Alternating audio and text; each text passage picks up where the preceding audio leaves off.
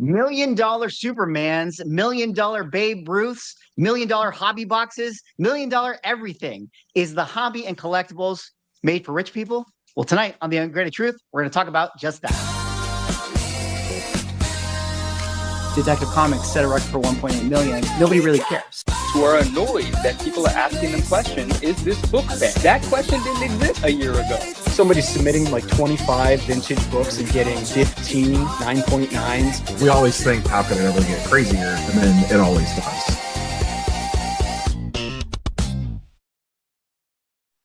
Ladies and gentlemen, welcome back to the #1 show in the universe, The Ungraded Truth, the only collectible show where you get the truth. Compared to all the other shows on the entire internet, everybody is lying to you. But this is the show where you get it all, the fastest growing podcast in the world.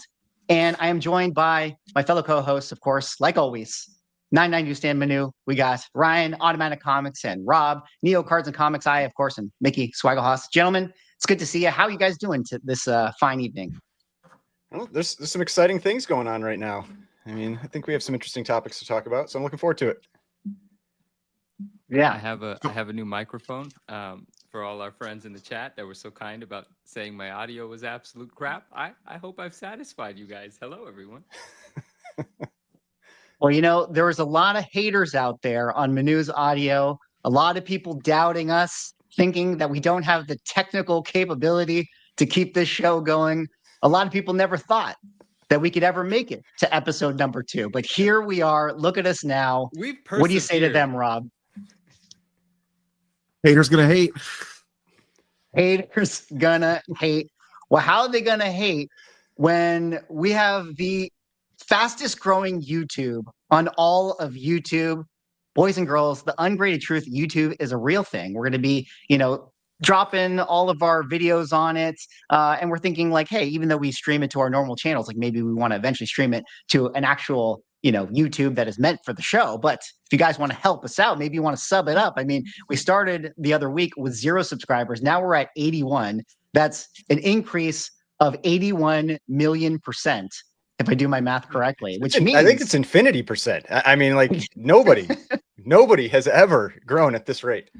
No show in the history of shows has ever grown at that rate. And so you may want to hop on this train. But yeah, we have an incredible show tonight. A lot of interesting topics going on in the world. We got the Superman ones to talk about. We got PSA 10s to talk about. We got Babe Ruth cards to talk about, Panini Tops. It's going to be a really, really great show. And so thank you all to everyone hanging out in the chat tonight. But before we get into our first topic, it was Halloween yesterday. I just was curious, if you guys happen to have done anything for Halloween, or maybe people in the chat, maybe you guys went out to your party or something like that. Check me out. I have to kind of show off that I was Patrick Bateman from American Psycho. I thought that was a pretty fun, cool costume. Gentlemen, did you guys do anything for Halloween last night?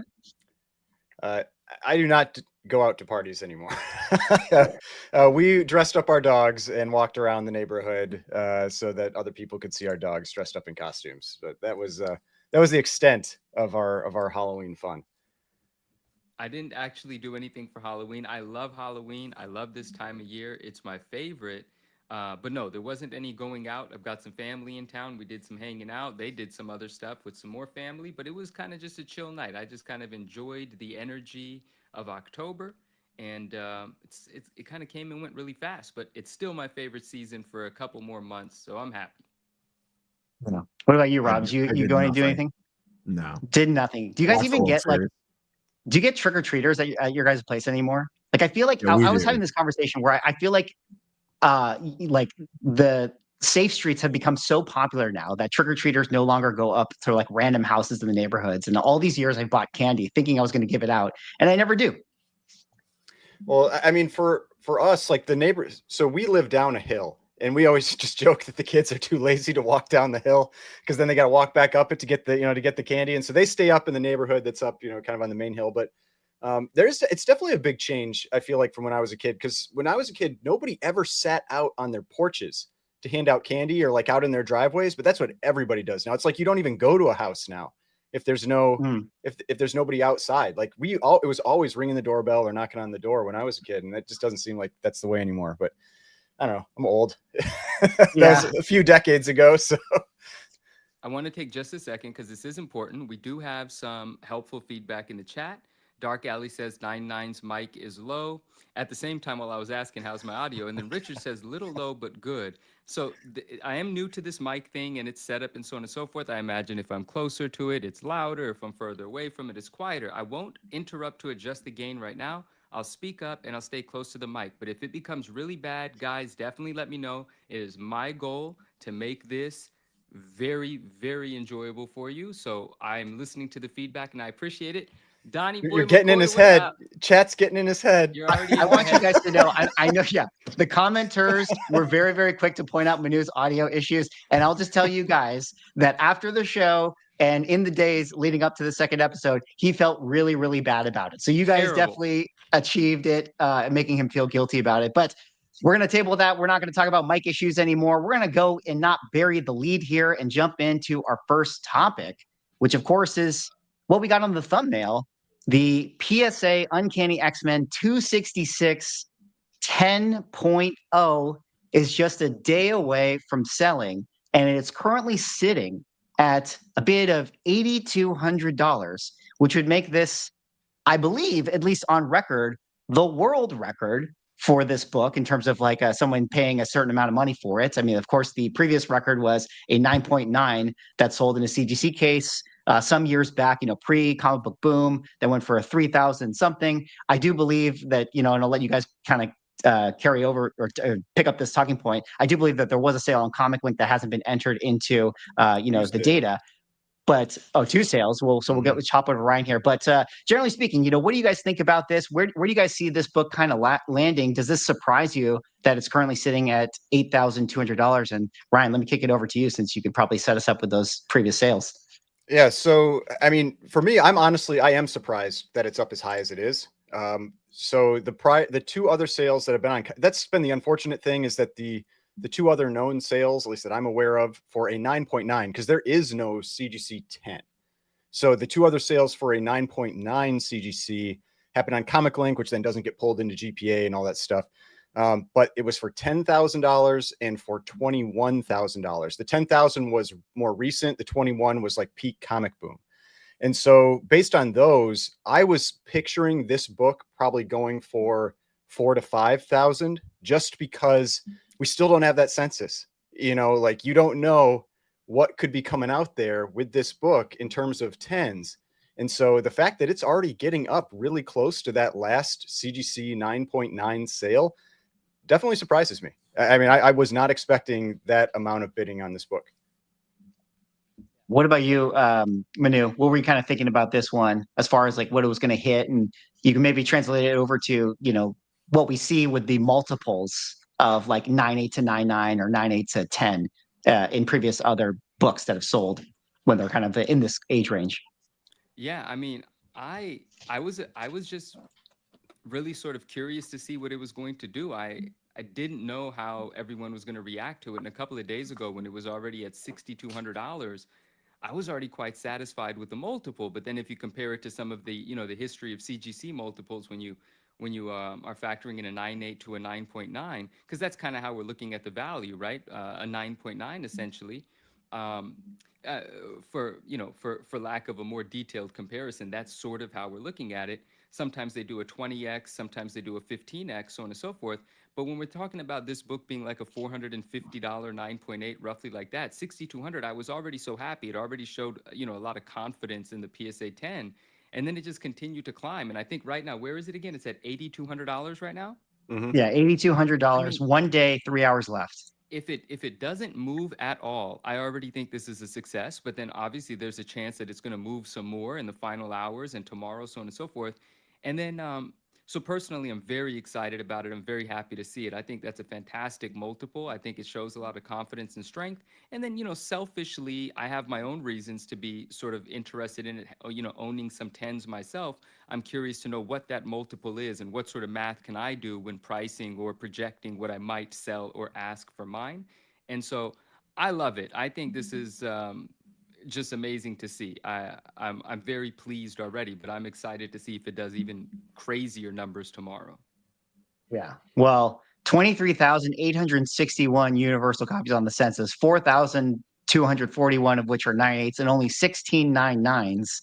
But Rob, do you think that this is a ridiculous amount of money to be paying for this book?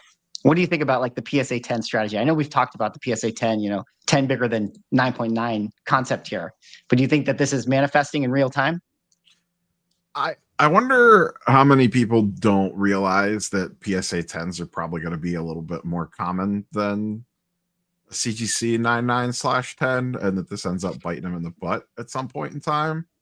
But yeah, I think you're seeing the power of the lizard brain on this one, as you like to say, Swags, that the bigger number equals more dollars, and it's playing out in real time. And I wonder if someone in a CGC office is sitting there going like, why did we keep 9/9s and 10s for so long? You know what's interesting about that? We're going to definitely talk about it later on in the show. There's a heritage sale that we're going to get into that has like 16 9/9s going up for sale, but they're not necessarily like new slab 9/9s. A lot of them are like older case 9/9s. But I wonder if the thought process there is the people that have these books are like, dude, we got to start unloading this stuff before the market continues to get flooded with 9/9s, or PSA, is giving out 10/0s like candy. And I do think it's cool to sort of see that this book is getting this number. Obviously, there's an element here that this is, collector's comics. So this is Dave Comic Book Investments website. So maybe there's a little bit of an aspect where there's more eyeballs on this because, he's got a YouTube channel. So they're able to kind of generate awareness a little bit more. And so people are interested in this, or they want to have it because they know it's kind of like the first 10/0 coming out and there's excitement there. But it's also their I mean, signature book for that auction. Like it's up on their page. Like it's got a special listing and everything. Yeah, I mean it's like the crown jewel. You see? Yeah, exactly. So I do think that there's an element there that is hype driven in this. But yeah, we talked about it on sort of last time show where we're sort of felt like maybe people are going to evaluate the PSA 10s in accordance to that of CGC 9/9s, because since there is no PSA 9/9, then the bucket for what books seemingly, if we're going to assume that the grading is the same, the bucket of what books go in the PSA 10 are 9/9s and 10s in theory. So It does sort of feel like the CGC 10 will be that Beckett Black Label situation. And maybe if this is proof that the 10s can sell at the CGC 9/9 levels, that'll kind of be what we see, moving forward. But to your point, Rob, like if PSA keeps giving out these 10/0s and they just are flooding the market with it, I think CGC is going to be like, well, shoot, we better start giving out more 9/9s, and then you have. I don't even know that giving out's the correct term to use, though. I just feel like, was CGC actually grading them correctly by their own standards? I mean, they've kind of admitted that they that's weren't. That's a fair correction. Yeah, because it could be that it's like, these things are 10s based on your standards. You guys just were never actually calling them that. Yeah, and in hindsight, they would probably say, I can imagine in this hypothetical tinfoil hat conversation that they potentially could have had was something along the lines of, well, if we start giving out more 9/9s and 10s now, it's going to undercut the 9/8s, and then that's going to cause us a problem. And, do we want to tank the whole market? And you can kind of start going down the rabbit hole there. But if 3 years from now, we're looking at a CGC pop report and, you start doing the numbers on like how many 10s are out there of like these books that there's 20,000 of on the census, does that start to affect the CGC 9/8 price to some degree? Like there's a lot of little rabbit holes you can go down. Yeah. When's that population report coming, Neo? You seem to have some insight on that. The last I heard was soon, basically. Okay. Yeah. Soon. Very, very specific.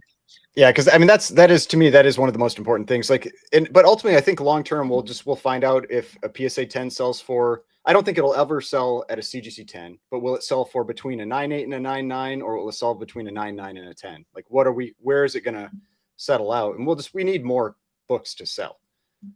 Right. I only know of a couple examples so far, and I'm not talking about the super modern stuff. Like that stuff I don't really care about in terms of like there's even on the CGC side, there's tons of 10s and tons of 9/9s of those like brand new like metal books and cardstock books and all that kind of stuff. I'm talking about the vintage books. I mean, how many 1 year from now, how many Ultimate Fallout 4 10s do we see on the PSA census? You know, that's Man, one that's I one that's been thought we'd see criticized. more 9.9s on the CGC side after that one, and we haven't seen. I check every once in a while, and there haven't been any new ones added. So I thought that was. I know like you were following that floodgates. very closely. Yeah, I know you followed that very closely for a while. Does it feel like that they've loosened up on 9.9s and 10s, or is it still pretty tight? I mean, so the problem is the site that I was using, that CGC data site, hasn't been updating, so you can't even check it anymore. I don't know if the person who ran the site just stopped pulling in the data, or if CGC was like, we don't want you to do this anymore because people are out there like talking about our, our census changes and, that kind of stuff, or what. But like, it was like a bunch of data from 2024 disappeared off that site. And then now, like, you only have a few days or a few polls from 2025, and there hasn't been anything for like 6 or 8 weeks. And I was needing the every week poll to be able to do that analysis, and you just can't do it now. So, I mean, yeah, it's unfortunate that isn't being done anymore. And I noticed it with like Comic Tom too, because he used to say like X number of copies were added, and that I'm sure they were using that site to do that, and you can't do it anymore. Yeah. I don't think the grading company would have stepped in unless he had API access. I think it's an API. It was some type of special poll that he was granted access to do this. And you don't need that to do it though, because GemRate does it for sports cards and he doesn't have API access. Okay. Tom, what up? Because I'm in the chat right now. Shout out to Tom. Maybe he can clarify. He says nah. It's public data on the pop report. They do have API access available, at least CGC does. But I talk to Ryan that runs GemRate all the time, and he does not have. He actually won't take API access for that specific reason, so they can't. Oh, okay. So. Guys, we can't ignore super chats. I mean, even if they're about me and you guys hate that, Wait we a can't minute. just ignore super chats. Listen, so Manu trying to take out my hosting. It's like I'm the MC over here. Okay, I say when it makes sense to logically move over to a super chat here. But now it makes sense to move over to Super Chat because Manu interrupted. Shout out to the real McCoy collector. The 499 says, "How's it going, everyone? Manu is looking like the guy from Oliver and Company. Love you, bro. Lol." Love you too, my man. Thank you. Who is the guy from Oliver and Company? This is a I'm reference actually I don't unsure. understand. I don't know. I have no idea. We need more details, apparently. We're just gonna be looking it up. Yeah, I'm not sure. I'm assuming it's a guy wearing a beanie with a a little hooded jacket and things like that. Yeah, some little herringbone pattern on sort of an old school sort of coat, maybe something like that. I'm not sure. Yeah, it sounds right. The name Oliver makes sense. Can't tell if people are trolling me by telling me I'm still quiet. Maybe I am. I'll sort it out later. But yeah, sorry. You sound great to me. That's what matters, and that's what counts.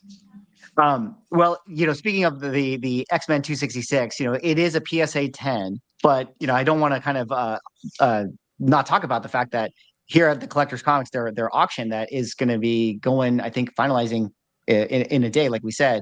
This is the quote unquote biggest PSA auction event we have seen, I think, since PSA has been around. Obviously, there's a lot of keys that are going up for sale, but I think that this is going to give us a lot of indication of some of the values as they relate to CGC. Now, Shortbox did have a PSA sale as well, but those ones are not going to necessarily make it into GPA. Frankly, I don't think these ones are going to either.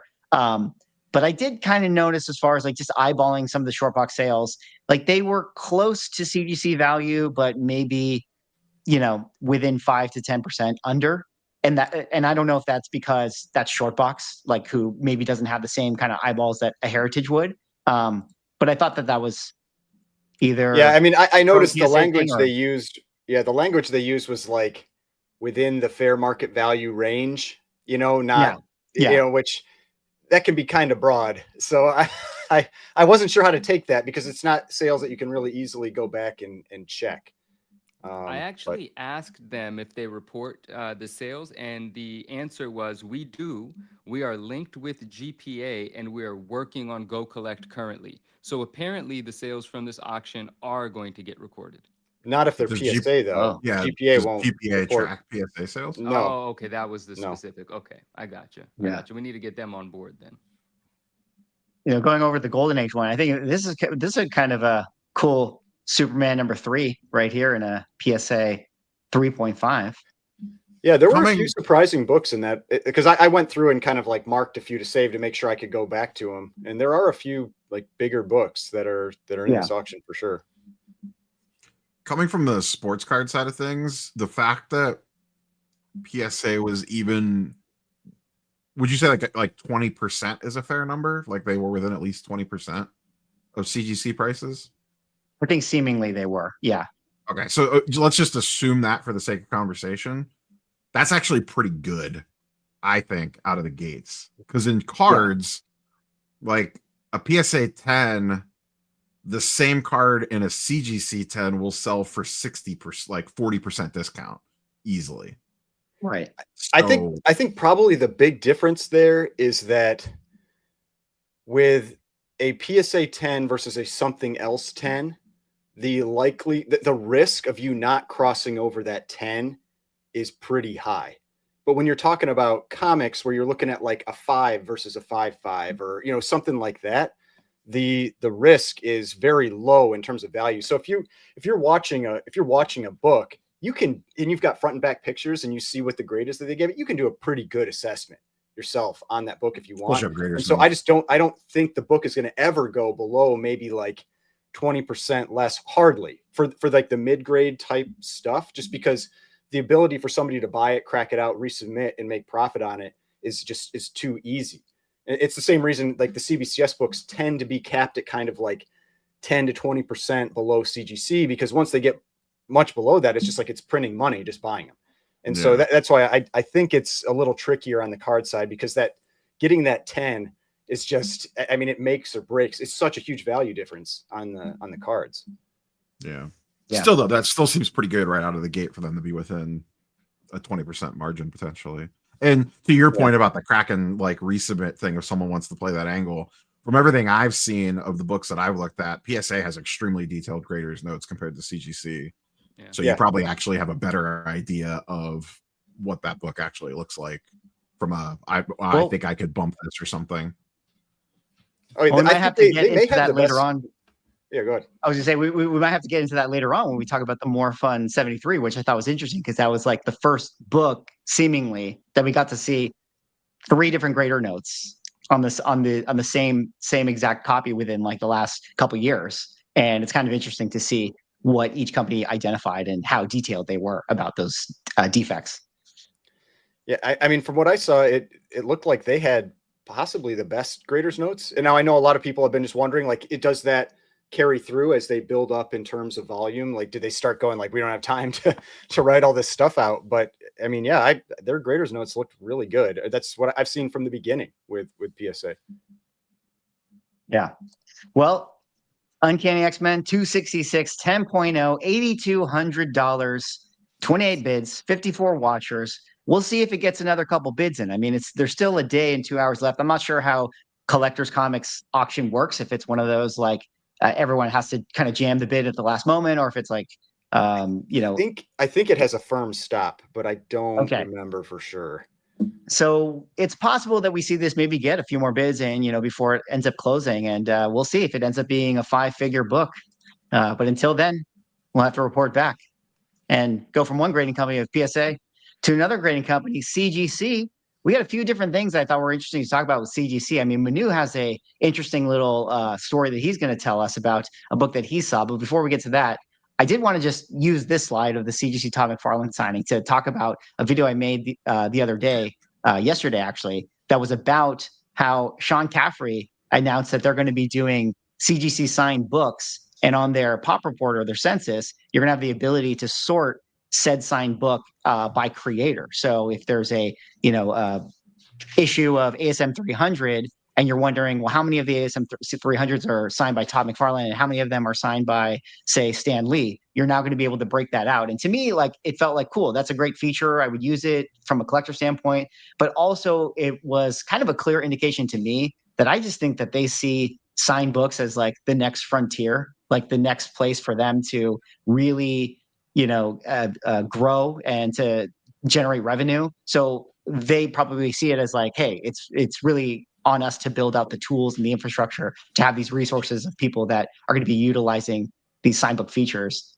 Case in point, they're about to generate tens of millions of dollars with the Todd McFarlane sign that everyone is losing their minds on. But I don't know, just kind of throw it out to all three of you guys, just in general, as far as like if you want to weigh in on CGC's new sign feature that they kind of leaked out. I think it's going to come out next week officially, and then also maybe the Todd McFarlane signing. If you have any interesting thoughts about this one. Yeah, I mean, do they do this if PSA doesn't exist? I mean, maybe not. I mean, it could be something where it's actually pushing them to make changes. Which, I mean, there are other changes I would have liked to have seen first, but take what you can get, I guess. Yeah, I think that's absolutely what's happening. I think PSA is not necessarily forcing, but incentivizing sort of like a reimagining of the offerings and seeing where they can improve and where they could retain more of their existing customers or impress them or have reason to be picked over the other. I mean, obviously everyone's going to say, the value proposition of CGC might still be stronger, and so that might be a good enough reason for most people. But I think CGC knows that isn't necessarily something that it's not guaranteed. It's not promised to last. So they have to develop an offering that can't be argued as better. So they're going to keep changing things until they get there. I agree with Swag. I think this was a really dope change, like being able to identify which books are signed by who or how many are signed by who. I've been in plenty of conversations where someone has a book that might have 2 or 3 signatures and they might frame it as a one of one.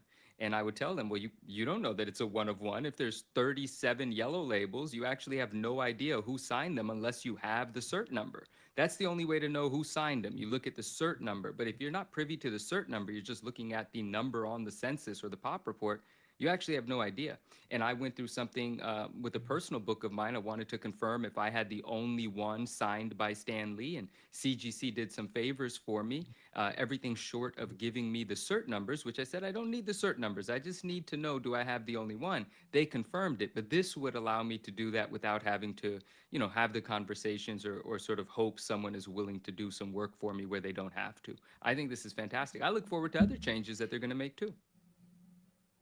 to mention too, we had a little bit of a conversation about the auto grading, where it was like JSA's new feature where they can actually grade I guess it's the legibility of the signature is really what they're evaluating. And now they're taking that number and putting it on the front of their label, and all autographs are going to have it. And this was, whether it's coincidence or it's them looking over their shoulder at PSA. PSA also had announced that, of course, they're now doing signed comic books, and they have their version of auto grading and things like that. And I don't know, because we're here to talk about this, like, what do you guys think about the auto grading? And I'll just come right out with it. I think it's kind of silly as far as like the legibility of it, because you can see it. It's just clearly like you can make your own judgment about it. I could maybe see a case if they wanted to also, evaluate the placement of the signature. But to me, it's just grading the legibility of it, less so the aesthetic placement of it, which to me is like almost more important than the legibility. But I don't know. I don't know any collectors that really feel like the auto grading is this like great feature. And it just seems like they added it because they just had to for competition purposes. I think it's much more of a card thing than a comic thing. I mean, I'm sure that it may have some value in the comic side, but I mean, I don't see it as being a primary driver on the comic side. And I think a big part of it too, again, just comes down to availability. Like maybe it on certain books, it makes a difference. Like Todd McFarlane signed, someone mentioned Spawn 1. Todd McFarlane signed Spawn 1, where he's signed 2,000 copies, or probably more than that, of that book. And so you've got some that have just the T, and some that get the full Todd and all that kind of stuff. And so maybe in those cases it matters. But when you're talking about books that, I mean, who knows, like, I don't know, an Amazing Spider-Man 1 or something, and there's only maybe 1 or 2 that are signed by Stan Lee anyway, I doubt it's really going to have much of an impact. The person's just going to buy what they buy because that's what's available at that time. Even in cards, it's kind of like side-eyed to a degree. I mean, you'll get a premium price if you have a 10-10 like a 10 grade with a 10 auto. And even if it's an older card, if it has a 10 auto on it, you could get a little bit of a bump. But it's kind of what you guys were saying earlier. most of us can grade a signature. I mean, you can't authenticate it, obviously, but like any of us can look at a signature and be like, oh, that has a huge streak in it. That looks less good than this other one does. And 9 times out of 10, what you find is a lot of people get screwed by it because you think your signature is clean and you send it in and it catches a 9 on the signature grade. And then it's like a scarlet letter because then everyone's like, I don't want a 9 signature grade. So most people, if you asked me on the card side of the world what to do, I would say submit and don't grade the auto, just get it authenticated. I would almost always say that, even on the cleanest of autos, because every once in a while you'll get something come back from back. So I didn't. Yeah, I wasn't sure that. I didn't know if you were forced to have the auto graded or not. No, you have to actually pay extra for it. Okay, tinfoil hat time. Tinfoil hat. Are you ready for this? Like you said, it's a scarlet letter. So if you all of a sudden have a book that's an auto 9 on it, like, and the fact that now you're putting it on the front of the label, which before it was on the back and now it's on the front, it's kind of like it stares you in the face like off-white pages would. Like, do you and so we all know that, lizard brain takes over, everybody wants the 10. I wonder if legibility was something that CGC thought to themselves, listen, like, we're having all these in-house signings. This is our bread and butter. And the benefit of the in-house signing is that it's controlled environment. Todd McFarlane gets to be in his house. He sits in his comfy chair. He gets to really work those perfect signatures without some guy standing over him being like, oh, I really loved how you did Spawn number 2. You know what I mean? Like, he has to listen to this story, and so the appeal here is that they get to have, people wanting to go to their signed signature events to get that legible signature and get that 10-0. I don't know. If I was a nefarious, money-hungry grading company that wanted to maximize results, that might be a good idea. That might be one of my best ideas. I don't know if you could guarantee they're going to do any of like better of a job at a CGC signing event. They're going to do somewhere like where they've got like a stack of books like next to them, and they're like, oh my God, like their arm is just exhausted, like doing this throughout the course of the night. See the video? What was the video you shared, Ryan? It was that guy signing like 1,000 books in an hour, and he's just like throwing them as he's like signing them. And I was like, oh my God, I wish that was comics. It would just be like people's heads exploding. Like just the outrage of all these books no longer being 9/8. But yeah, I'm not sure. Maybe Neo could add to this. I'm not sure when this became a thing in the card space, but I kind of agree with what all of you guys are saying. It's like I obviously don't think it's necessary. I kind of equate it to the same thing with like centering or a miswrap. Where if we have 2 books that are 9/8 in front of us and one is has a better, cover wrap than the other, we're essentially applying our own sort of opinion grade to it, right? We'll buy one over the other, or we might pay a premium for one over the other, regardless if that has its own grade or if that's factored into the grade. We're using our eyeballs to decide what the grade of that is to us, and then we spend accordingly. But Tom here says something. Comic Tom says grading SIGs is optional but super important sometimes. He says, which is huge. Have you seen the Stan Lee SIGs?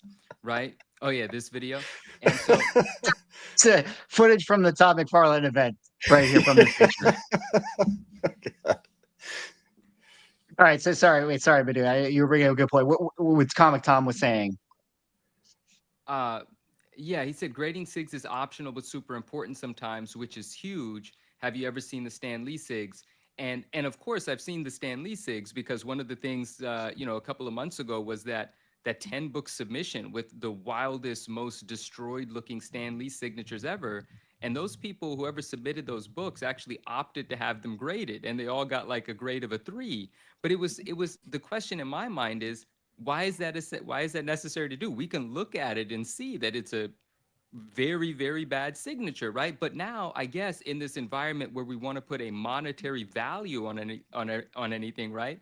If there's now pricing data based on the grade of a signature as well, because you could look at a signature and say, I don't like it. But it's like, well, how much between 1 and 10 don't you like it? Because if you don't like it 7, Buy, it's buy the this sig, much, not the grade. That's you the new know? Buy the saying. sig, not the grade. And so, and Yeah. this goes into the whole thing about this. All of this is nonsense. All of this is a game, and we'll get into that more. But it truly is all just a game, you know.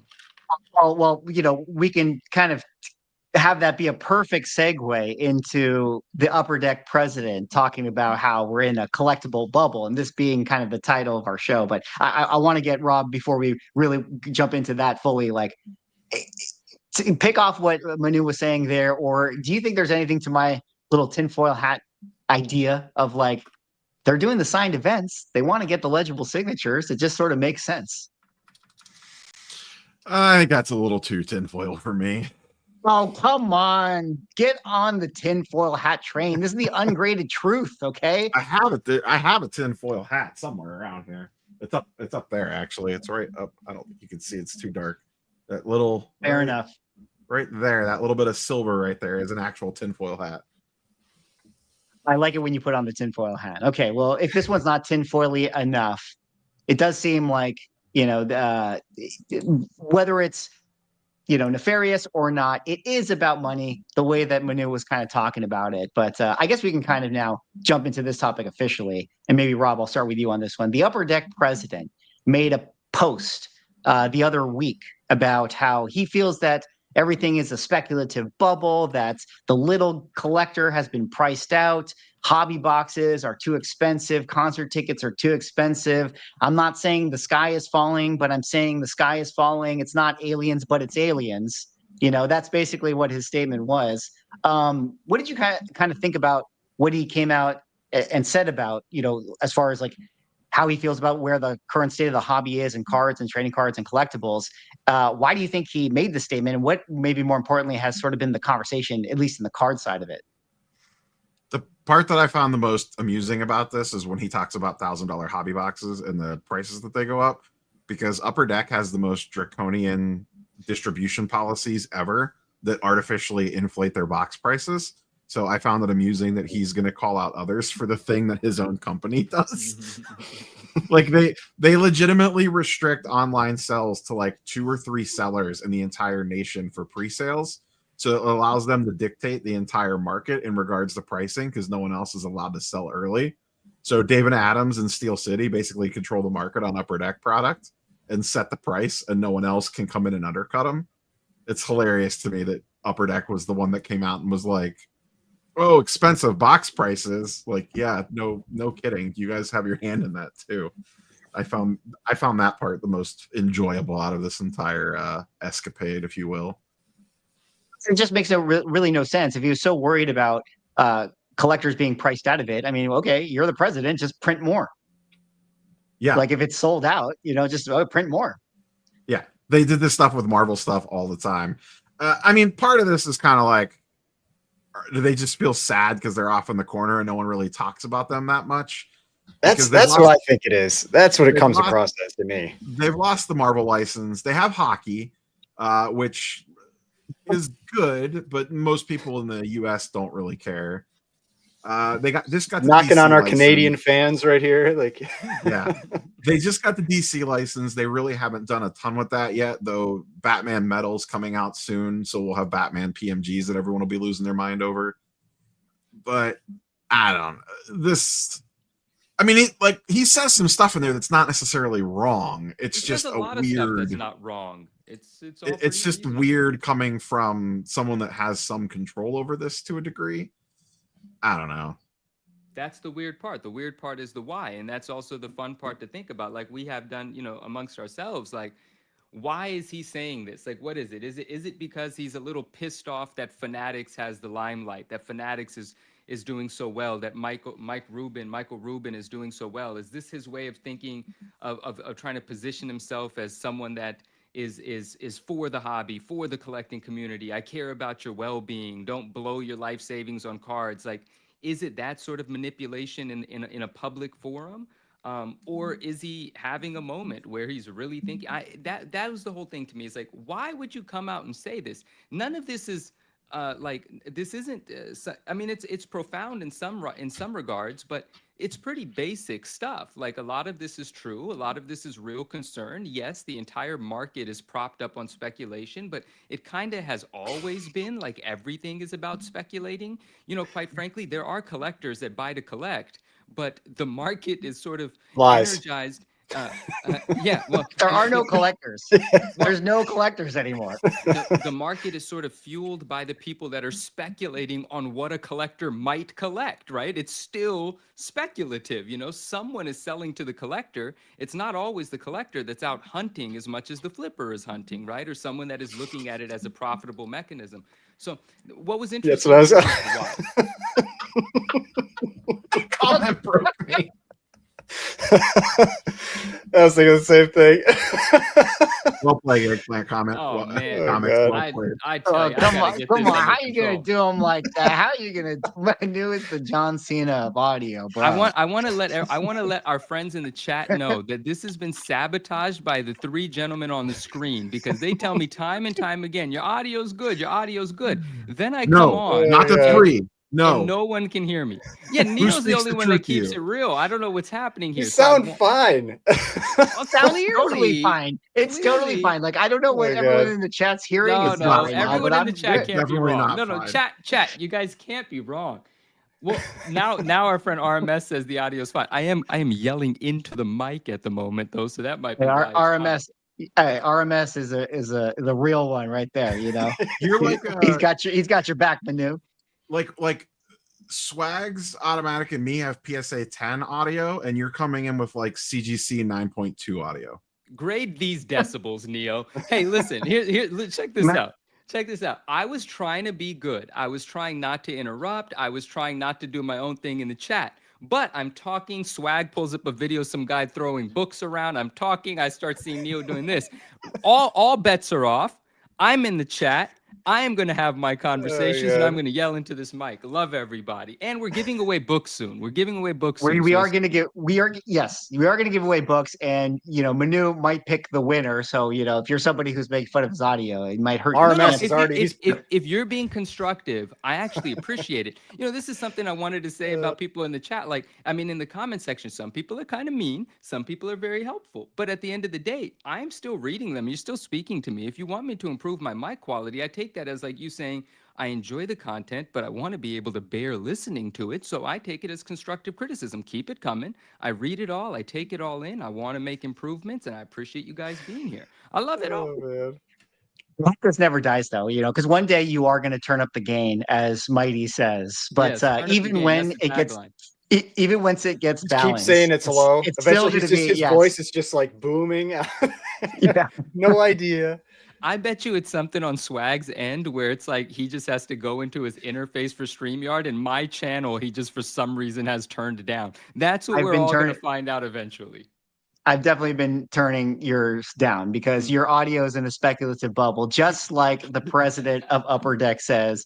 But you know what's funny about this is like reading his statement. I made a video about it and I just did my commentary, and I'm just like, I just don't really understand what he's saying. I mean, to me, I felt like, again, the statement is some sort of PR sour grapes, like, you know, trying to maybe gain some attention or like make, you know, Upper Deck look better because of all the other companies that are going bananas right now. But ultimately, it's just a wild comment that it's like speculation is driving this and that's bad. But if we're being really honest, you know what would be worse than a speculative bubble in collectibles? If there was no speculation. Like, because I Right. think at this point, like having zero speculation in any collectible would actually be the death knell rather than the speculation itself. Because at the end of the day, you have to generate some excitement. You have to generate some hype for people to want to buy anything or to, you know, pay attention to anything or to tune into anything. And not to say that that's good or bad or whatever, it just is. And so I just don't really understand this like concept of like, oh yeah, like people just, you know, will naturally collect and no hype is ever needed and you don't need a hot product at all. It's just kind of silly. It's It always makes me think of that that Simpsons clip where the people like break into the mall and then Moe's getting like trampled by, you know, someone, and he's like, oh, why would you wear cleats? You know, it's like, it's that kind of thing. It's like you want to have that excitement out there for your product. You don't want like nobody to care. Like then you end up with Pogs or Beanie Babies or whatever, and the stuff just dies, and it goes away. Yeah, exactly. Oh man, shout out to RMS, sponsor of the channel here for the $9.99, saying Manu is the only only one getting corporate funding, even with poor audio. Love you, One day we're RMS. one day we're gonna have that sweet, sweet, sweet corporate sponsorship money, and with it, we are going to buy Manu the greatest audio system in the He world. bought a new mic. I bought He a new bought a mic. new I bought new cables. Guys, you guys aren't gonna believe it. I thought the mic was only gonna be compatible with the new phone, so I went and bought the 17. Guess what? I'm obviously not You are using the never making 17 this. You're 'cause never it's going to here. financially recover from this. I've got 14s and 17s that I don't need now for no reason, and I can't figure this damn thing out, but I will figure it out. But before we leave this subject, I want to say something else about this. Like, the sky is falling, the market is going to collapse, collecting is going to go away. It's not necessarily, the speculative bubble bursting is not necessarily about like collectibles disappearing entirely. We've seen boom and bust seasons before. The 90s in collecting, we experienced that. The pandemic in a really tight time frame was that as well, right? The interesting notion here is when things get really heated up with excitement, when people that aren't applying any logic at all think you can't fail, and they're buying things and they're starting, whatnot channels because there's liquidity in the market, so on and so forth. They're kind of like their spirits are up. They're not thinking about it too carefully because everything seems to be working. But those people that aren't maybe seasoned in cycles, they haven't been around when something has crashed before, they don't know how to withstand the troubling times. When they get smacked around, just like the president of Upper Deck says, they get a bad taste in their mouth and they sometimes disappear. Now, a lot of those people are providing a lot of the liquidity, so they are buyers. If buyers get smacked around when volumes start collapsing, they don't know how to hold, right? It's a paper loss until you sell. You have to realize the loss by selling, but this isn't that sort of a commodity. If you buy a bunch of crap, it might not ever rebound. If you buy quality stuff, it might rebound over time. So people that think you can't lose because the market is so hot, buy a whole bunch of crap. Once the crap starts going down a little bit in value, it cascades. Everyone starts to panic sell. Once they panic sell, even the savvy business people that were, taking advantage of the fact that stupid money has come to play. Once the stupid money is gone for that time in the cycle, even the savvy business people have no one to sell to, so they have to drop prices. That's when a bubble appears to burst. It's not like everything burns. It's not like everything is gone. It's just less exciting. It goes to sleep for a while. People start to do their regular life again because they've lost a bunch of money, and then we have to wait for another bubble to reemerge. Bubbles are great. It's a cycle, though, and this could be a point in the cycle where maybe things are being challenged because everything is kind of hotter than reasonably, hotter than would be in a reasonable market, right? Like nobody in Pokemon talks about a Pokemon that's not worth money. Every Pokemon is worth money. Every Pokemon is worth having, right? Is that sustainable? I don't know, man. I have no idea. But I think the concerns are legitimate. But if you're smart, you're going to be fine. And if you buy good stuff and you don't have to sell, well, then you don't have to realize your loss and you could just wait it out. Add some stuff to that because I just think it's funny because yeah, everything is a bubble. Everything's a bubble, guys. Sure, cool. Like one day the sun is going to explode. Like yes, one day nobody's going to want all of these collectibles and all this stuff. But the real question is like, how long are we talking about here? And for him, it's a weird thing to make a comment about it because he's in the trading card world.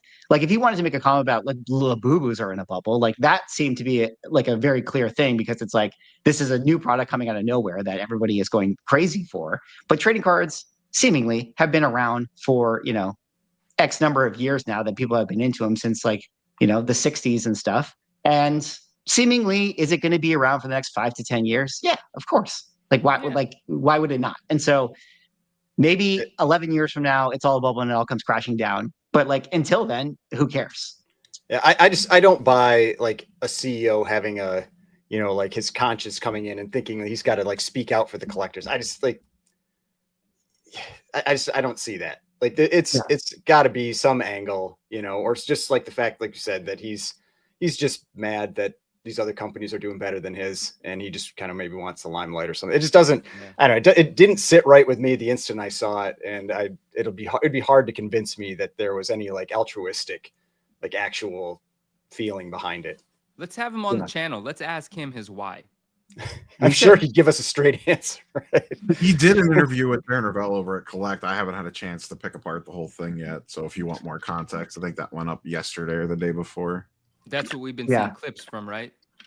Yes. Yeah, they've been getting shared on IG. Yeah. Well, But it'd be yeah, interesting to everything's a hear. bubble. Everything's a bubble, Except for including comic. other companies. Well, like comics the have already, Panini that Group. bubble already popped, so we're fine. Comics are fine. Yeah, So the card We're bubble already- popped and we're back again. Comics Well, are. we were talking about that though, because I saw a comment in the Comics chat need where a it was bubble. something about where was it? It was comics were in a bubble during COVID, while Pokemon launched during COVID and just kept getting higher.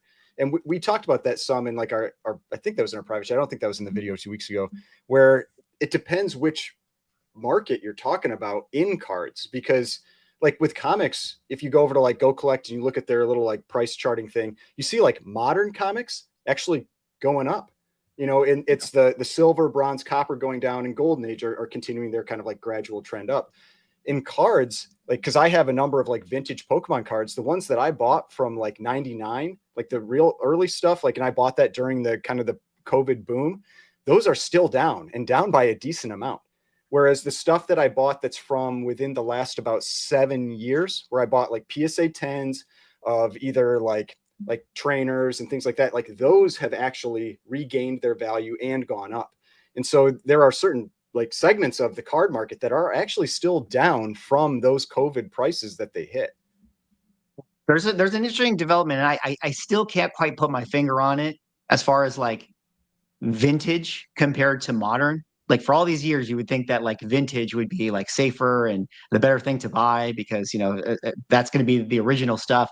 But there's something about in sight, in mind, out of sight, out of mind, kind of degeneracy, like new product, flashy, shiny, foil, whatever, that is always going to attract that type of collector to want to buy in on that stuff or chase the FOMO or chase the hype. You can't really versus, like, gamble people- on vintage unless it's like Yeah, Courtyard you IO can't, or yeah. something, like you're gambling on the modern stuff like blind bags and like, can you get that CGC 9.8 or PSA 10 or Exactly. whatever when you grade it? Yeah, so there's a weird irony in it. I'm not going to call it safer, but I'm going to call it at least having more of an ability to cash in on a sale for an item that you may have. So it's something interesting there. Only But- someone did like a comic book index video once a month to update everyone on the state. I know. Why doesn't this? That would I be swear, like there boring. used to be a video like that. Yeah, I feel like Well, someone used to do one of those regularly. I remember always looking forward to them, and I would always click on it as soon as it popped up. But then I don't know, that creator must have just faded away. Yeah, nobody cared about it anymore. Actually, that's not true. I'm going to do that video maybe next week. I'll give it a go. It's I the end of heard he's at October. Walmart. It's a fresh month. That's what Yeah, you got to tell the exactly. people in the chat. They got to watch them and click on them, because like when you get that video that ends up in your 9 out of 10 or 10 out of 10, you're just like, I don't know if I want to make this again, especially if it's a lot of work. And I know you got to Right. put in a lot of work to make that video. It is a lot of work. Vexer has a good point. Swag, I do have to update the books in that index. Maybe I'll do that as a 2026 project. But it is really funny and kind of validating that, like, when I started that index, I think a lot of people used to be like, oh, what is this? Like, they get mad. I get the comments that's like, Swag, you're treating comics like stocks and stuff. And then eventually people started to understand what I was trying to accomplish with it, which was just to say, like, hey, guys, this is just information. But that is a good sense of where we're at if you're curious. But yeah, I'll pick it back up.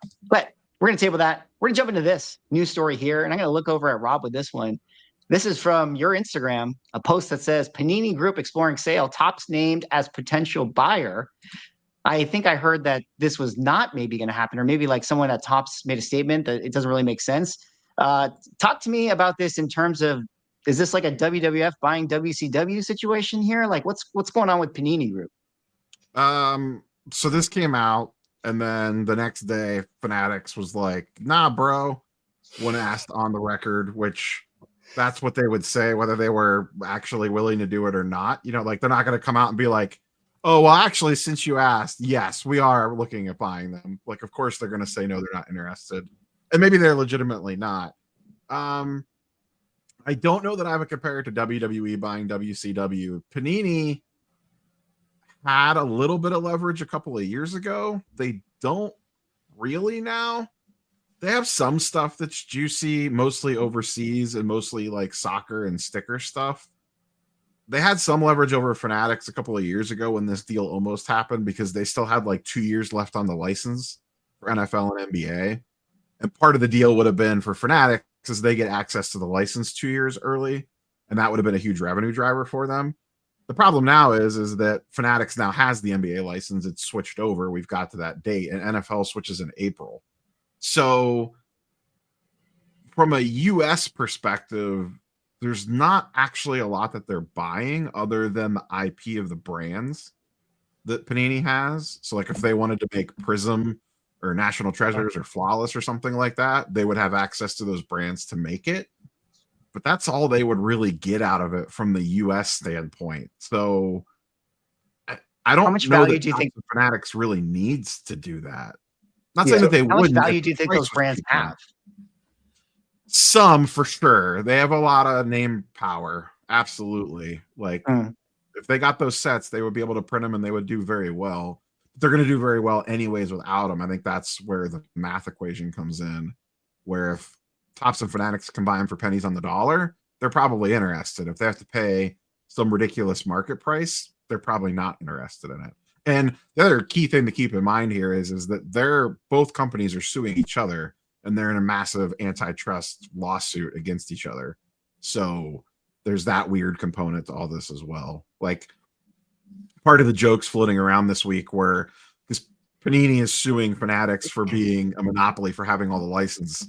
And now this news comes out and it's like, no, you can't have everything. That's bad.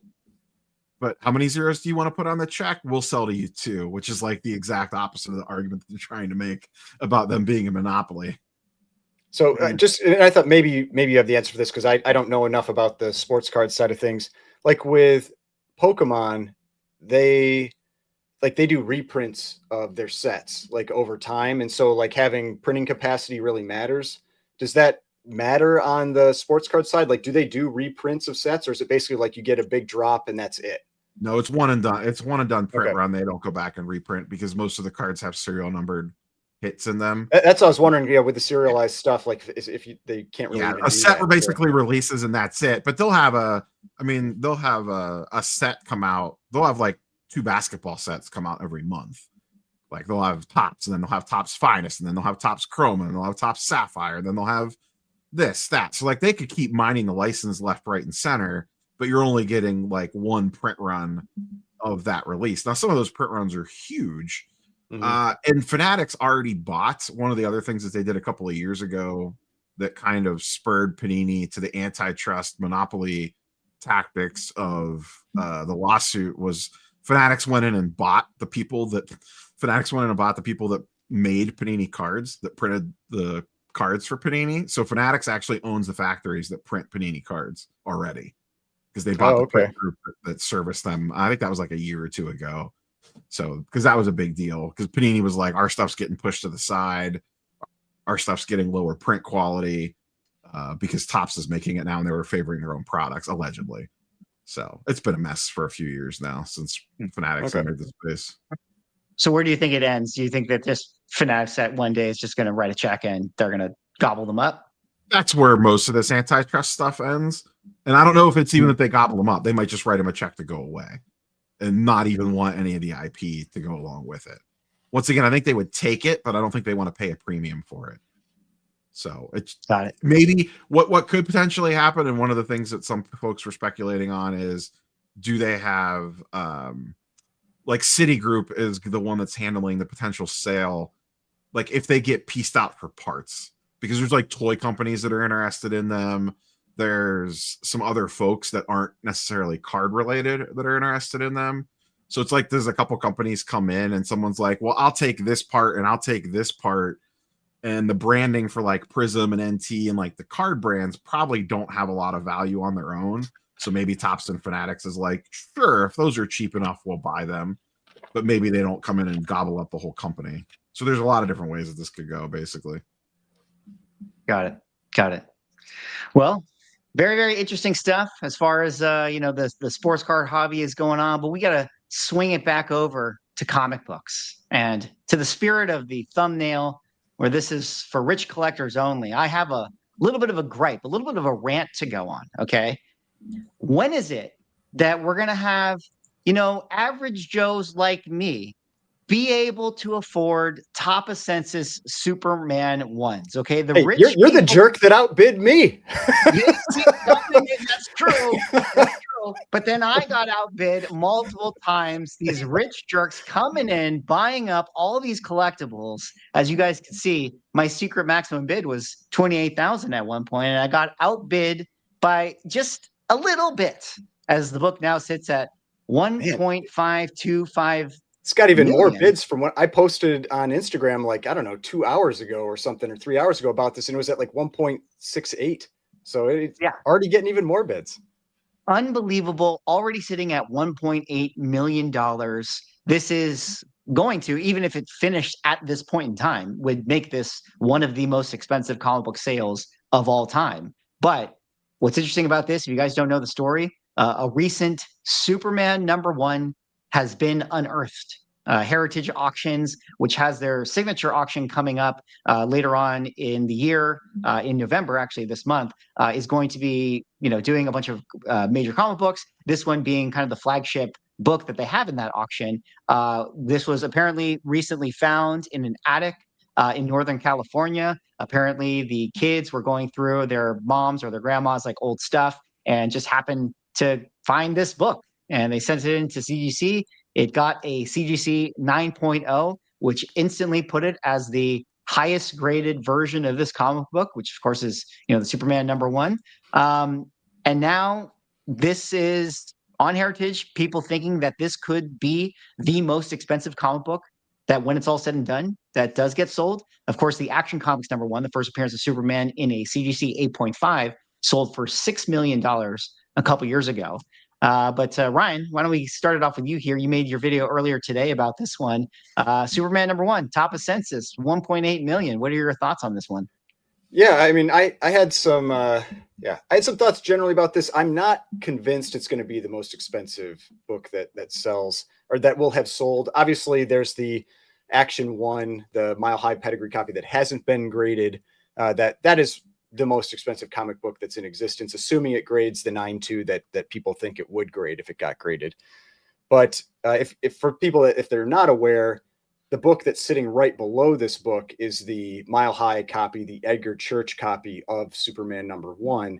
It was an 8.0. It got regraded and got an 8.5. So it's sitting right under it. And when you're talking about Golden Age books and desirable pedigrees, those pedigrees and the Edgar Church, the Mile High pedigree is one of the most desirable pedigrees that's out there. That adds another typically like level or percentage to the value of the book. And so even though this one is actually graded higher, it may not actually sell for more than what that one did. It might. I mean, we do know that a lot of times like the grade is the driver, but that Superman #1 that sold in like 2022 for 5.3 million, the Edgar Church one, it was like a private sale, kind of like, I think like handled by like Comic Connect. And I think it was Comic Connect. I didn't go and I just off of memory.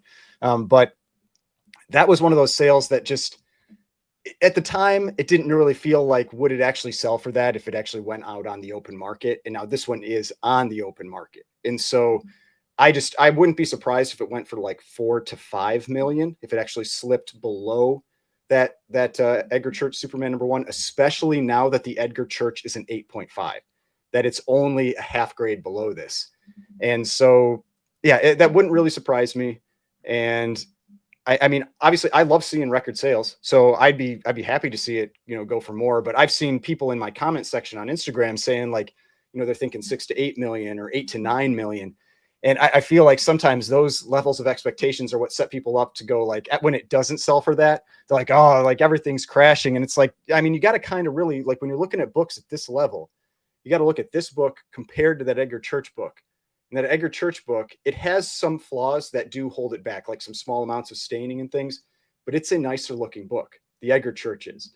And so, when you're looking at that, it's like, does the person that wants to own this, like, this high end book, this millions of dollars like book, Do they want the one that actually presents better and is only a half grade lower and is the pedigree and I believe is white pages? Or do they want, this copy where the number says it's better? And so I think that it'll be interesting to see how it plays out, but I wouldn't be shocked at all if this goes below that $5.3 million sale. Yeah. What about Manu or Rob? You got any thoughts on this one? I mean, I don't know. I looked at this and it looks a little grimy in places, little I was gonna shadow ask. up here, a I'm little bit of a. I'm a little out of my depth here. Is this a legit 9.0? Yeah, I mean So in my opinion, and there's a few things when you're talking about Golden Age. There's a few areas where you've got to look at that with the Golden Age. They don't grade them the same. I know that really riles people up. Now, part of that is that Golden Age books are larger, and so they have more surface area. They allow more flaws on that surface area than like a modern book. There are also certain types of things that are more accepted in the Golden Age. Like you can have 9/8 with dust shadows. There are Edgar Church 9/8 with dust shadows. They typically aren't as big as that one, but this isn't a 9/8, it's a 9.0. The thing that I would say concerns me, air quoting, concerns me the most about this book is that spine. And they talk about it in the grader's notes. It says the spine is frayed. And I don't know if you can you go to the, it's there. It's also if you go back out and you click on the link, that'll take you to the CGC page and you can see the CGC image of this. Yeah. Right down there. And if we take a look at the CGC image, there's so if you click on that and expand it down on the bottom. So if you can zoom in on the bottom, look at that. Yeah. I don't know what's going on there. And I couldn't tell if that was just an artifact from the image or what, but it's not, that stuff makes me nervous when you're talking about a book that's millions of dollars, And so I had commented in my video, if I was a person that was legitimately bidding on this, I would either want to fly out there and see it in person. Because if you're spending $6 million, $5 million, $8 million, whatever it is on this book, I'd want to see that book in person, or at minimum be send me videos and all kinds of close-up things on this book. Now, that is the one thing people aren't aware. There's 3 printings of Superman #1. They don't post it on the label. There's all kinds of PSA things does now, apparently. PSA does. Oh, do they? Did they put that on the front label? They did put it on their Superman 1, actually, thanks to Manu pointing that out, referencing them to the Still Only 35 Cent video. That shout out to Still Only 35 Cent, who made a great video talking about that. Yeah, I don't know. This one, it definitely seems to get the Golden Age bump as far as its grade is concerned. I'm sure it's a beautiful copy, but how pissed would you be if you're the person that bought the 8.5, the Edgar Church, and all of a sudden a newly graded 9.0 Superman 1? And not to mention, we had that what was the Saving Superman comic book that's got graded also, within the last couple years. That was Fantastic, it was either Aaron. This was a 7 or something, wasn't it? I think it was an 8.0, but but it was still pretty high grade, within the top, say, 3 or 5 copies. And it sort of begs the question: it's how safe really is the top of census for this one if you're somebody that's going to spend $6 million? That was the funny thing about that Edgar Church. I did not talk about that in my video, but there were 2 8.0s, right? And of Superman number 1, and those were tied as the top of census. The Edgar Church obviously gets the benefit because it's the white pages and all this kind of stuff. And then they got theirs bumped up to an 8.5, and so they're I got the single highest graded, and then get smacked down with this thing now as the 9.0 that's above their book. I bet the owner of that book is not pleased about the. How could they be? They would be so pissed. It's you're buying the top of census. You think that you're pretty safe. I mean, especially with an Edgar Church. It's been 25 years, since the CGC has been around, basically. So you're thinking there's not going to be another copy in there. Although there are always those kind of mythic tales. When I go to the cons and I talk to those old school dealers, every single old school dealer, all the national dealers, they'll come up to me, like, guys in the chat, they'll come up to me and they'll be like, "Oh, swag, like you don't even know, like I know a guy." I know a guy that's got a collection that's like every book's a 9/8. Like they got Batman 1/9/8. They all tell me this. And it's like, I don't know if it's just, them kind of talking it up, or maybe some of them are telling the truth, that there are those like guys that have just been collecting for years and they just don't believe in CGC, or they're just like old school and Or they you just find want to out they're keep it all all raw. restored. Yeah, you might, yeah, exactly. That's true. Or they're doing the the dealer grading scale, which is a lot more friendly than that of the actual CGC grading. But I don't know, Manu, what do you think about this one coming out of the woodworks and evaluating it as a grade? And we're going to transition over to your little story here, which is this idea of buying the book, not the grade, even though every time everyone always buys the grade. Yeah, I don't have too much to say about the Superman. It's out of my wheelhouse. I think it's fascinating that it has emerged. I just put something in the chat here.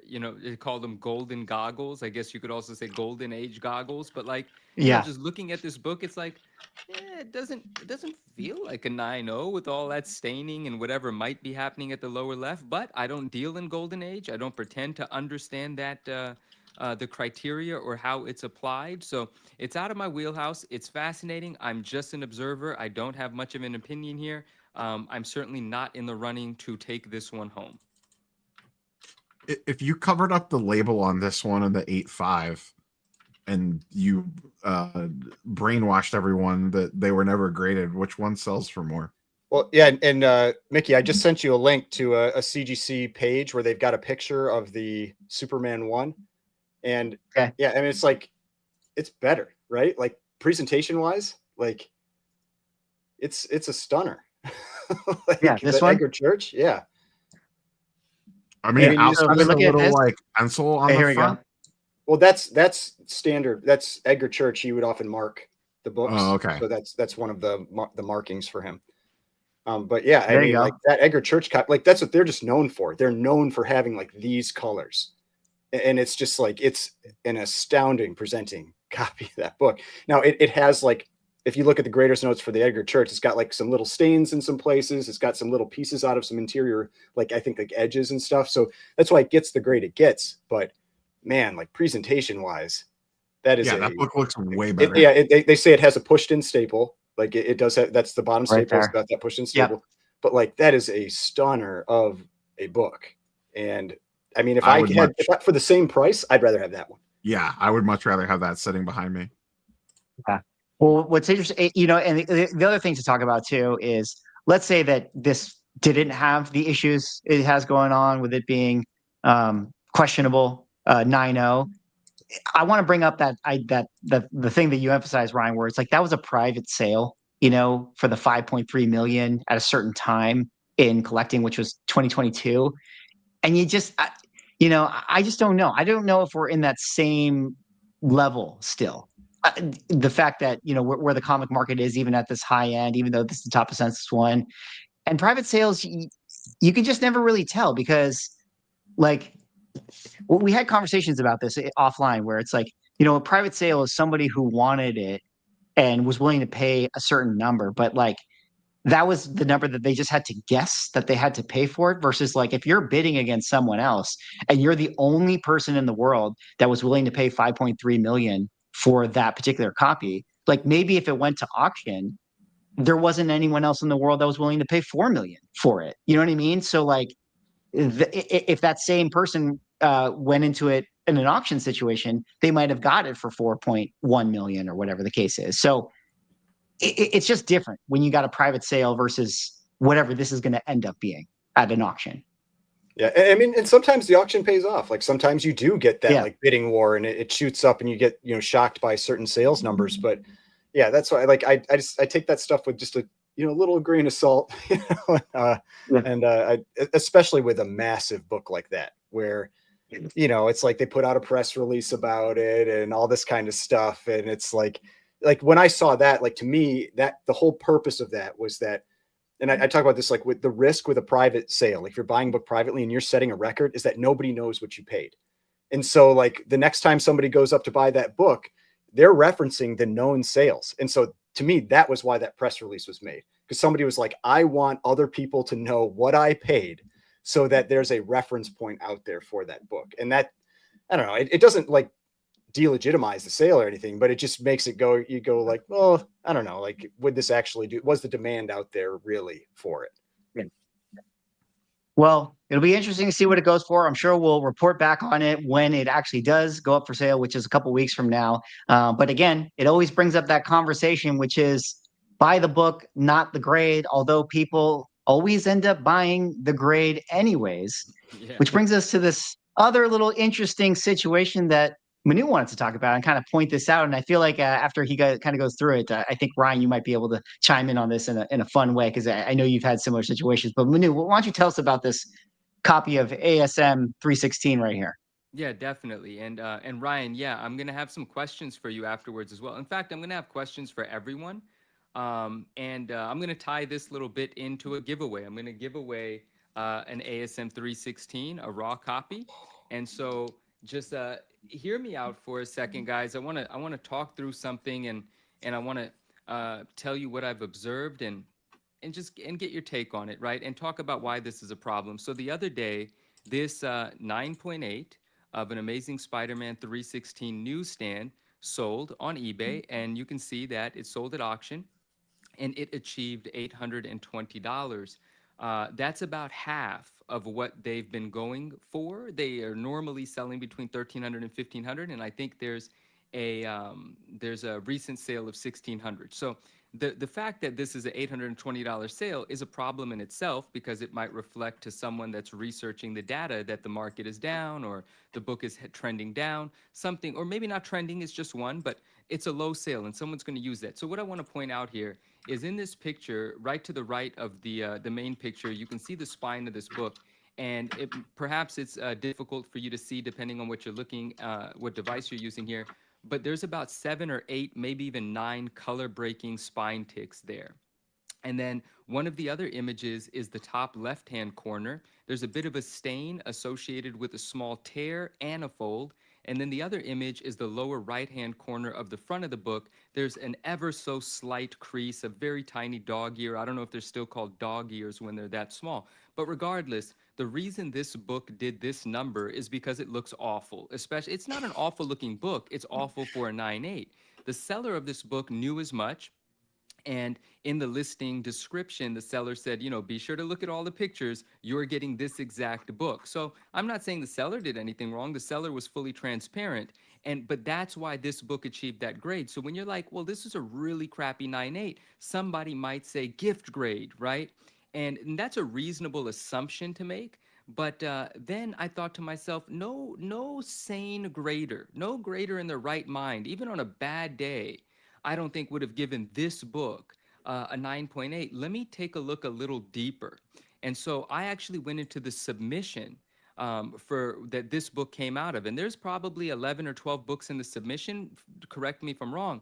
But as you can see here, 3 of the books were Amazing Spider-Man 316s. That's funny. I was going to ask you if right. I was like, I would look into that. If 100%. And I got some questions for you. I know no, you're all over this. I know. But, not everyone is aware of everything. Not everyone has the experiences. I think this is really important to talk about, and really important to make sure people know that this kind of thing happens, so that we're aware when we're buying and or selling. But it's also deeper than that. So in any case, people have been putting it together now clearly.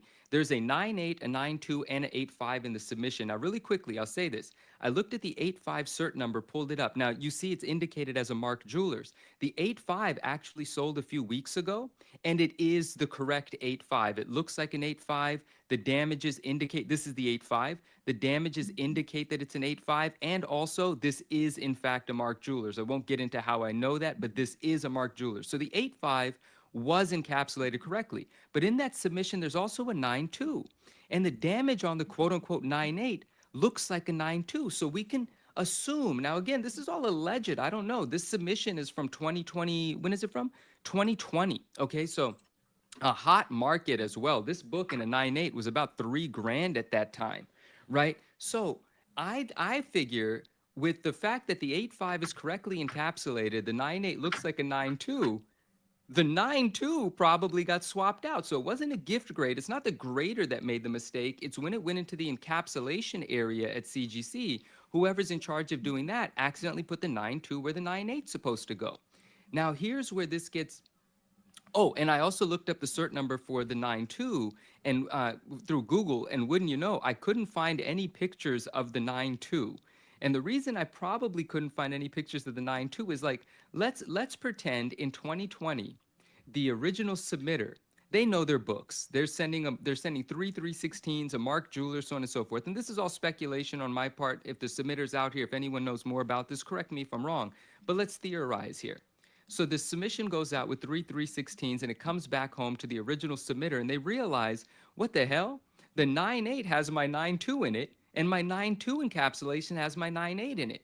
Now the right thing to do is the right thing to do. You're supposed to send this back to CGC, have them correct it so you don't screw people, and you don't know how many times this is going to screw someone.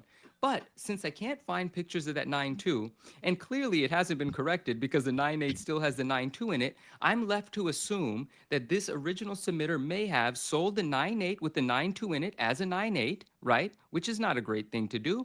And the 9.2 that had the 9.8 in it. Nice way of putting it. It's, yeah, it is. It's the nicest I could possibly be about it. Probably cracked out the clean 9.8 out of the 9.2 encapsulation, resubmitted it, got a 9.8 and sold that as well.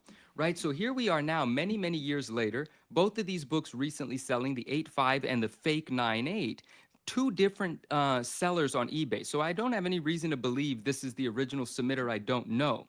Now, there's multiple issues here that, well, first, I just want everyone to be aware. But this is what I mean when I say buy the book, not the grade. Look at the book, right? That book, Spidey Hits, Justin, what's going on? Oh, I got some things I want to say about you in a moment, too. Congratulations on opening the shop. So, you know, this book, though, that now has an $820 sale because it's clearly not a 9.8. That's a problem for people that own clean 9.8s because it's an ill representation of the value.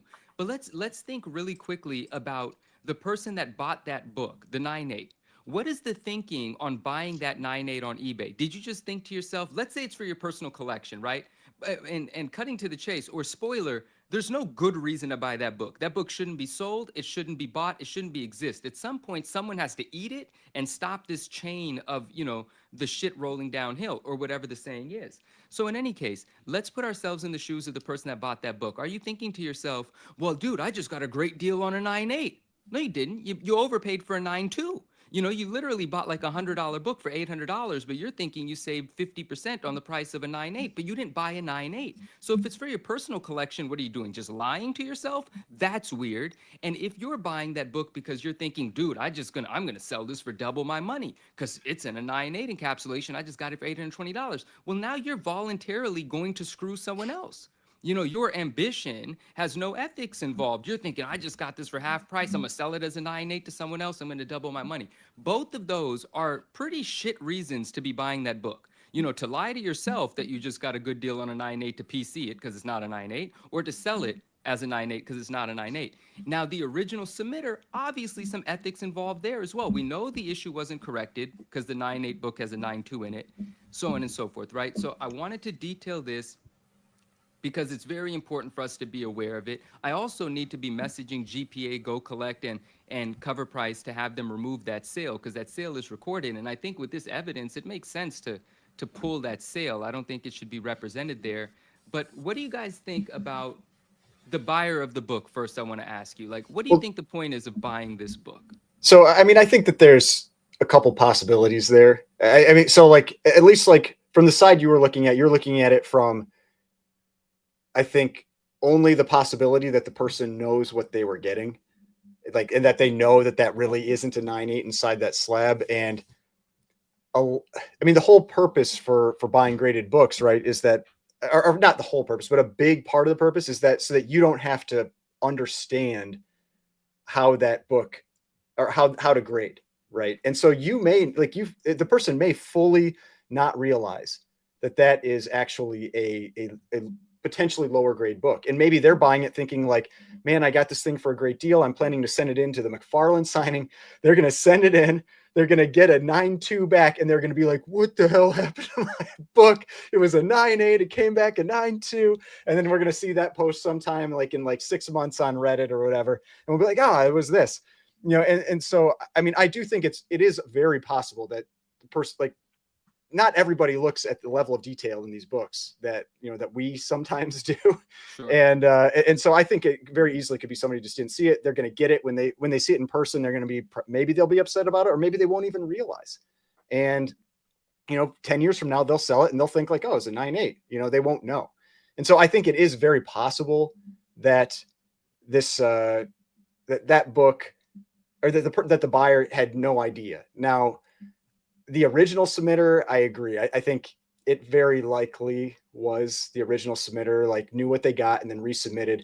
I mean, we had a really high profile example of this last year, and it was that Marvel Spotlight 5. Marvel Spotlight 5. It came back a 9.8, and it was like the 9.2 or the 9.0, and they got switched, and like, that's a $400,000 book. Like, that was one of those things where I went like, what are you doing, CGC? Like, how do you screw up a book like that? And like, this is like a much less expensive book. And so if they can screw up a book like that, they can screw up an ASM 316. And that's the type of stuff that, I mean, I hate seeing that. Like, that's the quality control. And I know, like, talk with people, like, I know they grade thousands of books a day. I get it. Like, mistakes can happen, but those types of mistakes should never happen if you have the correct controls in place, ever. Like, I just don't get that's it. the type of thing. That's the type of thing that process should be able to solve it. Like, you should be able to make it, seamlessly, never having a book find its way into a different holder. Like, you understand if there's a subjective nature to grading. If somebody says like, oh, they call a 9.4 book a 9.8 or whatever, that's one thing. But this clearly seems to be, based on how you laid it out, Manu, like some sort of swap situation. And yeah, it's really unfortunate. And I guess, like you already said, the moral of the story is you got to buy the book, not the grade. But I don't know if anyone, I don't know if you can really help everybody out there, because like, not everybody wants to learn to grade. And a lot of people are always going to be casual collectors, like, not everyone's going to be as obsessed with comic books as we are, or everybody in the chat, is. If you're watching the show, that's arguably you're one of the coolest hardcore, Venom covers of all time, right? And so that could easily just be someone who's a Venom fan that's like, I want that book, and has no idea about comics. That's heartbreaking, right? So it sounds like through this, CGC made a mistake, right? Someone in the encapsulation department screwed up.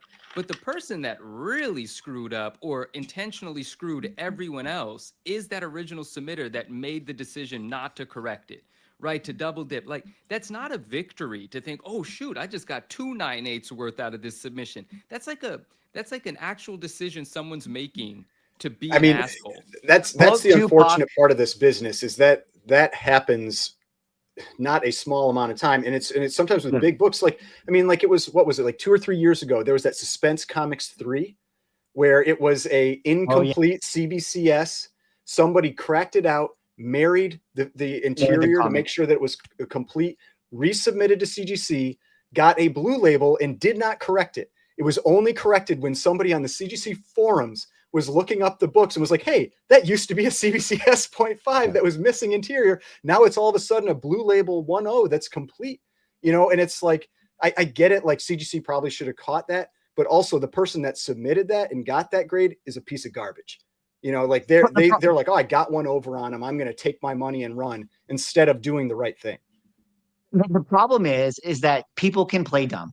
Sellers can play dumb, Well, hey, I just got the book back, guys. Look, they called it a 9.8. I don't know what to tell you. Hey, it's whatever. I put it up for auction. People pay what they want to pay. Similar with the Suspense 3. Hey, man, I just got a CBCS. I just cracked it out. They put it back in the blue label. I don't know. It's the same as the guys that put in the tattoos in the ASM 238s. It's all that same garbage. And it's just like, I hate that stuff. Yeah. Like, it really bugs me. But the point I'm making there is that, sellers can always play dumb, and there's a plausible deniability with how they decide to operate with this stuff. But this is why CGC, it's on them to just never let things like this happen, because That's what everyone's paying them for. That's why they're a multi-million dollar company. That's what they guarantee, that the collectible is authentic and that it is the collectible that is in the slab. Like that's the one thing that they guarantee. So they have to protect everybody from themselves in a way. All right. That's the point of their company. Real The, quick about the giveaway. Oh, sorry. Go ahead. Go ahead. The interesting twist on this would be if that was a PSA book, PSA would buy it back with a PSA grade guarantee. That's And actually great. that was something, because I think I was watching your channel recently where you had clips from an interview with them, and like that is, for all the crap that PSA gets, like that is awesome that they do that stuff. Yeah, I mean, That's it's awesome not that they like do that. it's not like they're just handing out checks. You're gonna have Yeah, to fight with them a little bit for it, for sure. But I mean, PSA has a grade guarantee on everything that they grade, that if they messed up, they will buy it back at current market value. So if that was a PSA book and that buyer got that, they could probably submit that to PSA and be like, I don't think this is actually a 9.8 WTF. And PSA would potentially buy it back from them. Well, shoot, if the buyer's out there of this book, or if you know the buyer for this book, I would like to request that you inform the buyer of his purchase if he might be a casual collector unaware that he just bought an $80 book for $800. But I would be very curious to know what CGC would say if this is communicated to CGC, the submission information is presented to CGC, and sort of what's been detailed here is detailed there. It's hard to come to any other conclusion, right? It's pretty obvious what went on here as far as I'm concerned. And I'd be interested in knowing if, CGC could be motivated to participate in some sort of a buyback guarantee, even if it isn't in writing in their fine print. It's the right thing to do. So let us know if that happens. I've commented on that before, where like there are certain books that are out there. There's that Amazing Fantasy 15, the 7.5 restored, where it's the one they graded in like 2000 or 2001, where it has a repop cover. And so it's like, it would be an NG today, but they had different grading standard in their first year. They gave it a 7.5. If I was CGC, when that book's out there, I would buy it. I'd be like, get that thing off the market. We don't want it out there anymore. Like that's what I would do.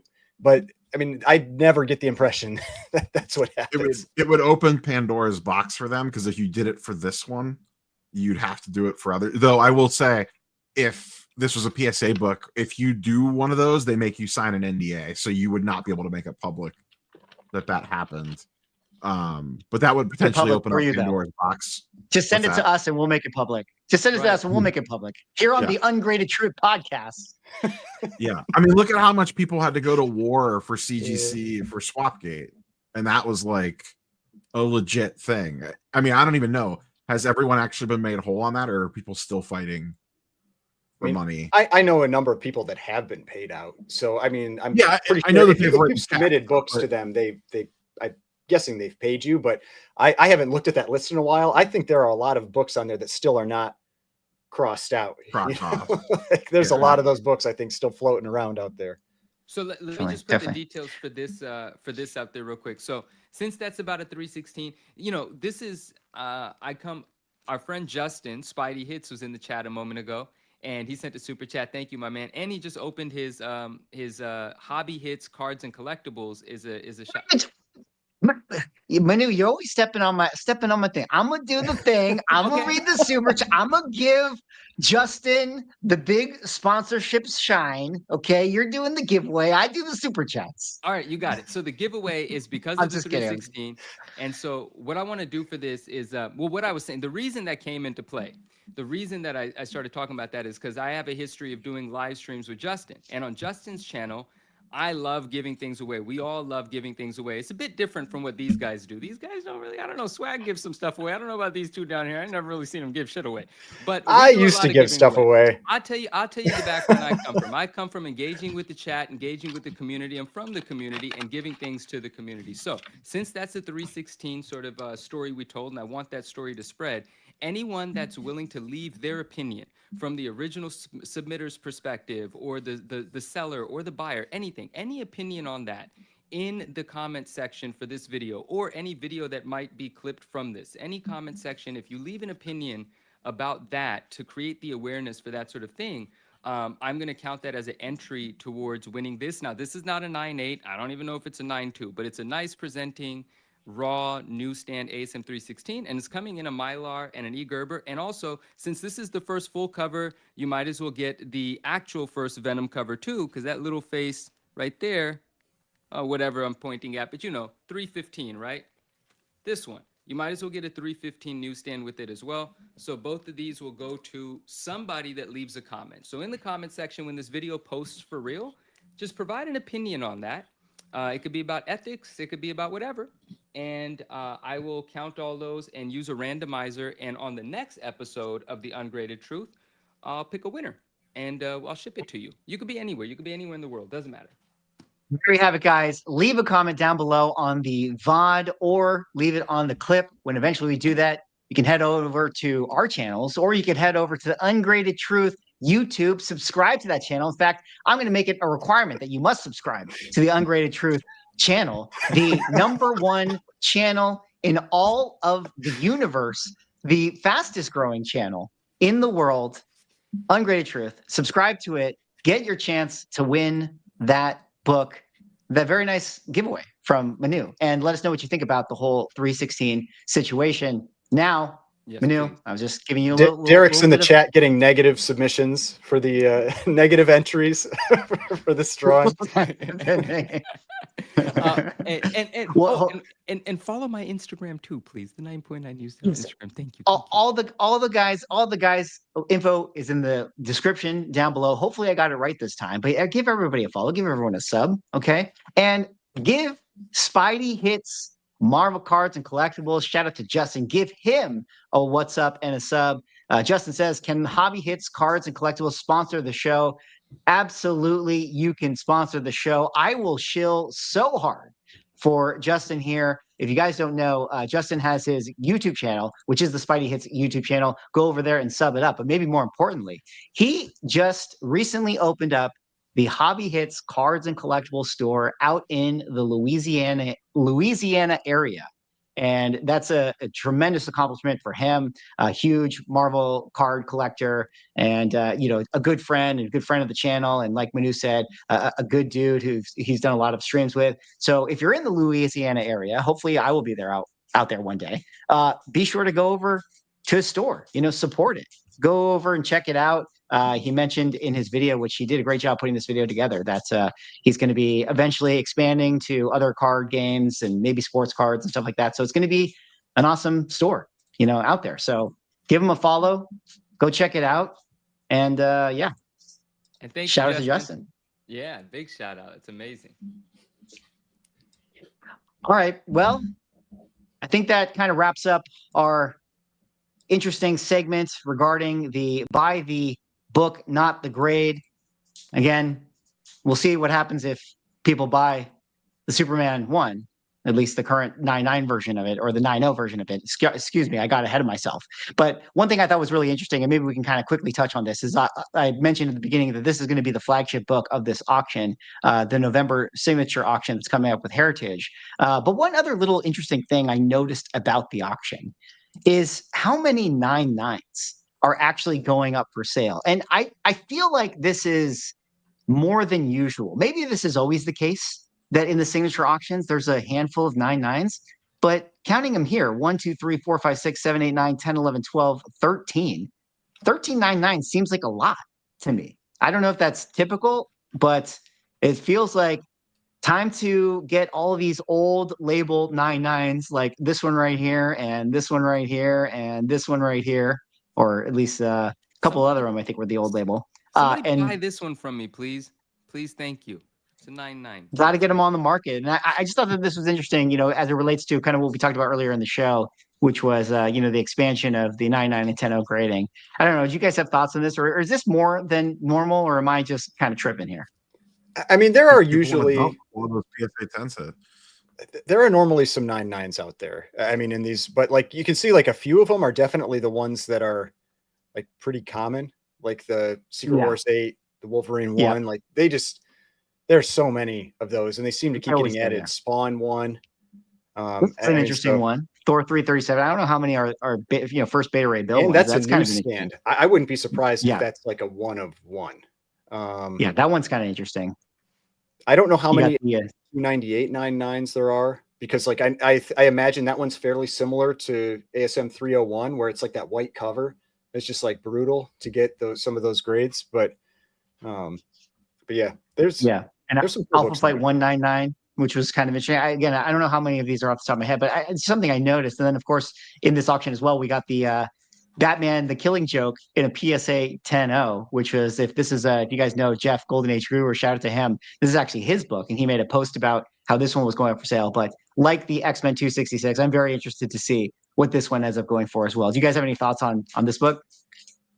That is one of the ones I am definitely watching, but also one of the ones that I feel like is, of the 99s that are out there, or the 10s, I guess, it's one of the riskier ones because it's a square bound.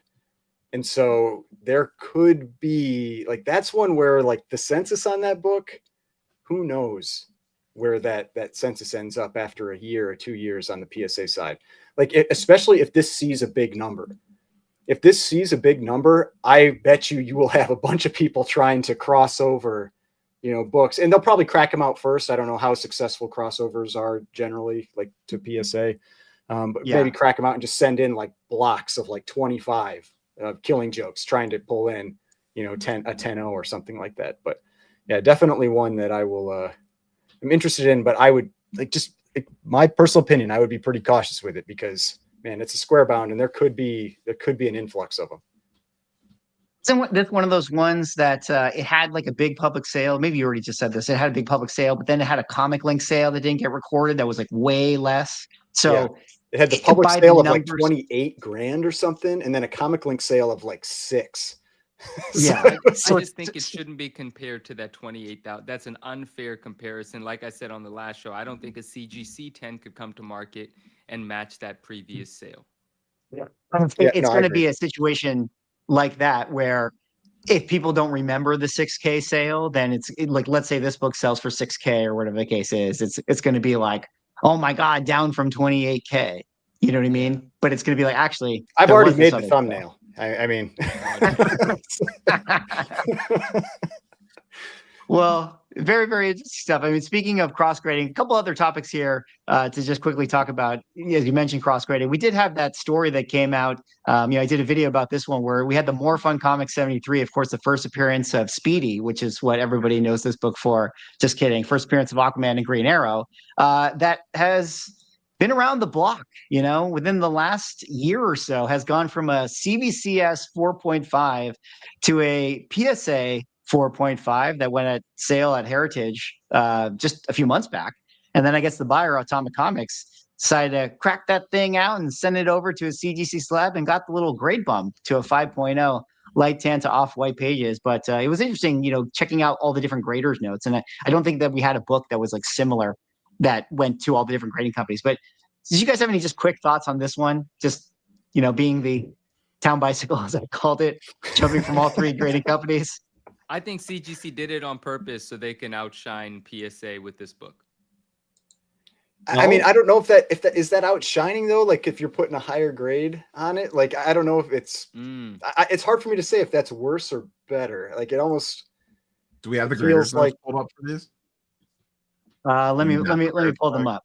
The graders notes on the 5.0 doesn't call out as much as the previous grader notes did, and the CBCS and PSA grader notes are like very similar.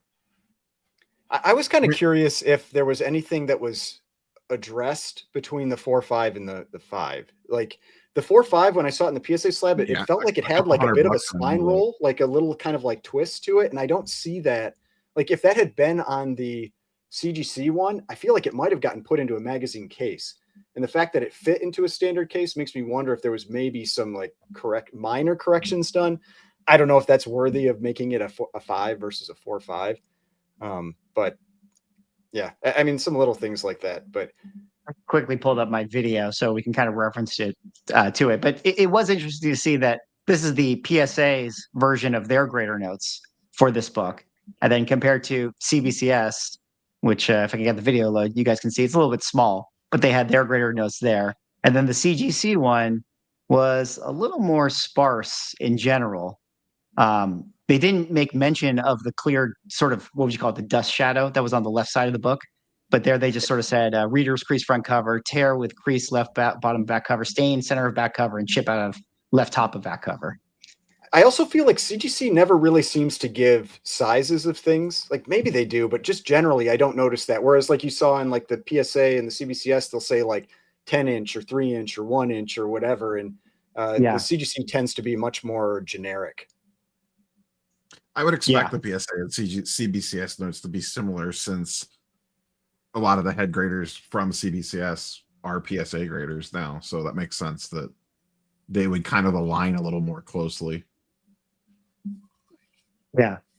Very interesting to see that. But, you know, I don't know. It'll be fun to see if more books get sort of crossed over. And I think that this is just another kind of perk and fun part of the hobby, is to just see books going from one to the other. And then, you know, my sort of feeling is that when and if this book eventually sells, which I assume that it probably will sell. I mean, Atomic Comics is a dealer, you know, effectively. So I'm sure that this book is going to go up for sale again. We might see it, you know, this 5.0. And I have a feeling that this 5.0 is kind of probably command a higher price, you know, being that it's, you know, by the number, not the book. And it's just hilarious to me, right, that you have this same book going from one slab to the next. But as it goes from CBCS, it gets a higher number of PSA, and then it gets a higher number, probably, most likely, with CGC as a 5.0, but same book by the number.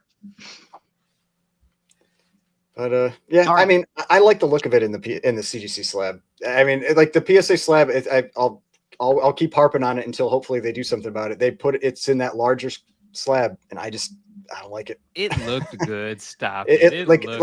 I've said, like Golden Age books, the ones like, and I'm kind of pointing, but that you can't see me picture's pointing. Not great. When they fill out the case, like the CBCS one looks good too. Like it's that extra gap that you have between the edge and the book. Like that's one of the things I love about Golden Age books in the CGC and in the CBCS cases. Like they fill out all the space, and you don't get that on the PSA slabs. So I hope they get to a point where they don't have that, but we'll see. So interestingly enough, since a lot of these Golden Age books are like, you know, 1.5s and 2.5s, it being so close to the edge is not as large a concern as it would be if these were 9.8s and 9.9s and stuff. You would not want them that close to the edge if it were a high grade sort of conversation. Well, but it's still the same. It's just if they have to, it's what inner well they use. So they have different size inner wells, and it's what can fit inside there. And there's a max limit. I don't remember offhand what it is on what you can fit inside a CGC case. So because there are absolutely like Promise Collection pedigree and that kind of stuff, like 9.8 type books, 9.6 type Golden Age books that fill out the case like that. Well, but I got a shill for my CGC stuff, right? Yeah. Well, obviously, we got the biggest shill in the world with Automatic Comics, who is on the CGC payroll, getting paid millions of dollars just to pump up their books. God, I wish. Speaking of strange grading companies to be using for high value items, Rob, there was this sale that happened just the other week, the Babe Ruth, I believe I'll call this the rookie card, in a SGC 3 that sold for $4 million, a huge number, except it's not huge compared to, I guess, the previous sale, which was $7 million.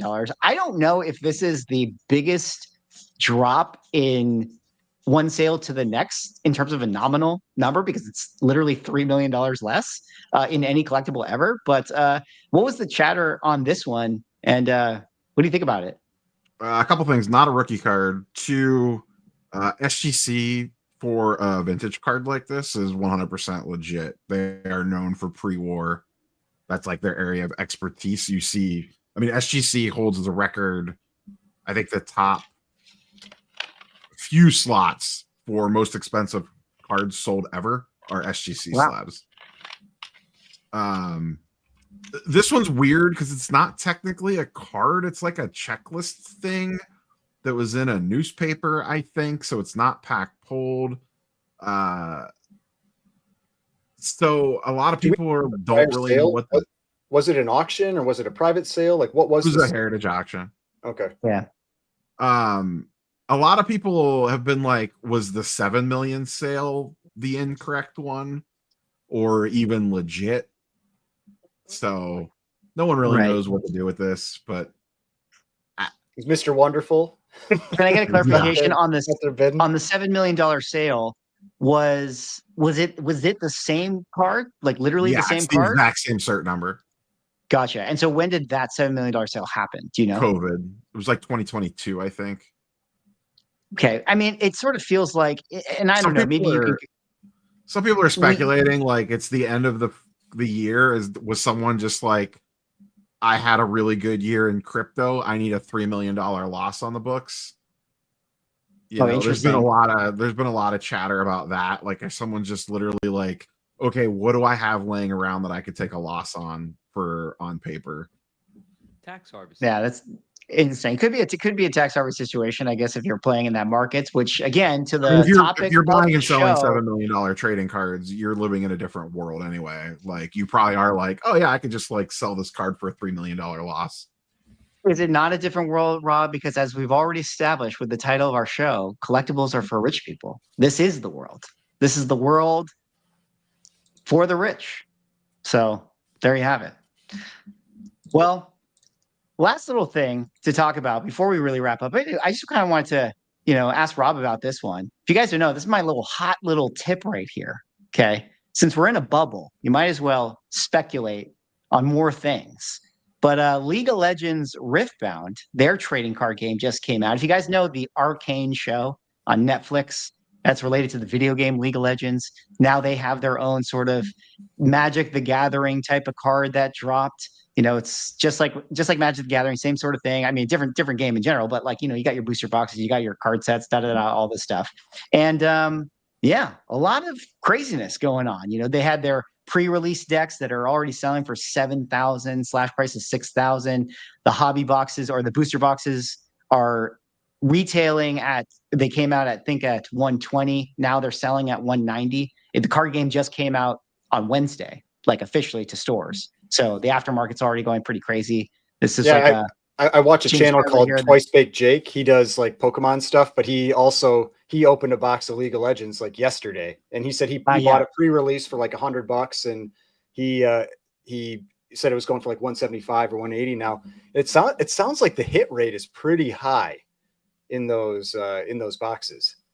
Yeah. So what I learned is their ultimate chase card is they have these ones right here. This is they have artist edition cards that have this autographed on it. And this is kind of like the big hits you can pull from the box, and they got a sold price of $1,400. So I don't know. Interesting new set. I don't know, Rob, if you have any feeling about this particular one. Who cares? These new TCGs are always super speculative off the top, and then it just depends on. Most of them really don't catch legs. I mean, in the history of the last 30 years, there's really only been two, and how many have come and gone other than Magic and Pokemon? You could say now in the current market that One Piece is probably a pretty decent they're on the radar now. They've been around for enough years that they're taken semi-seriously, but like, how many different versions of Dragon Ball sets have we seen over the years? How many other random TCGs have come and gone that people don't even remember anymore? That's what I'm curious about. If people actually play the Dragon Ball stuff, if they're just looking for the cool cards, like if that's really all you're doing. So I would just say this, and this is again is like me being somewhat serious but very biased. Like, League of Legends is so massive. It's literally like one of the biggest games in the world, especially internationally. Brazil and China and Korea. And Riot, I wouldn't bet against Riot. I mean, like, look at like Arcane, on Netflix. Like, look at how good it is. And the game itself is actually a quality game. Like, they are a game company. So I think that the player base will be really strong with this. And then so too will the collector side of it follow.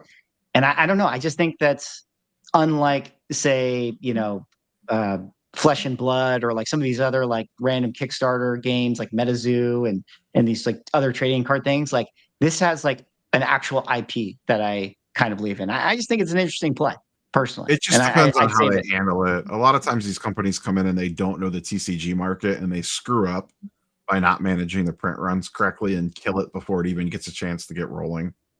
You saw that with like Disney Lorcana came out and they didn't print enough, and it caused a bunch of drama, and then they printed too much and it caused a bunch of drama, and now it's a couple of years later and they're still trying to kind of figure things out. I think Flesh and Blood had some of those problems as well. So Yeah. There's these companies that don't normally navigate these waters sometimes get in their own way and screw something up that could actually be like successful if they just kind of had a better idea of what they were doing. And maybe Riot does. I'm not saying that they don't. And I know League of Legends is super popular. I play a crap ton of Dota, so I'm super aware of League of Legends and its popularity. So, and this might be a tough time to come out though, because like if you've got people that are buying up all these boxes and everything and just like ripping packs or flipping stuff, and it may be really hard to actually build a TCG player base because nobody can get the cards to actually like play the game. And so that could be just because of how hot the card market is right now, that could be a problem too. Yeah. TCG is also weird too, because you don't even necessarily need a player base in some regards, because they're almost treated just like sports cards. Like people just want to collect the cards. Like tons of people that buy Pokemon and Magic don't play the game at all. That's what I wonder about with like that's like for me, like I own Pokemon cards and I don't play the game. But I wonder how much that like having that underlying base that does play the game helps keep things going when you have the down times. You know, because like there's always those swings, and that base is what probably keeps you alive when things get a little rough. Yeah, you definitely need both, but I think a smaller TCG like could potentially just carve out a niche of, we have a very small player base, but we have a large collector base, as long as they're not legitimately trying to compete against Pokemon and Magic. If you're doing that out of the gate, you're making a mistake anyway.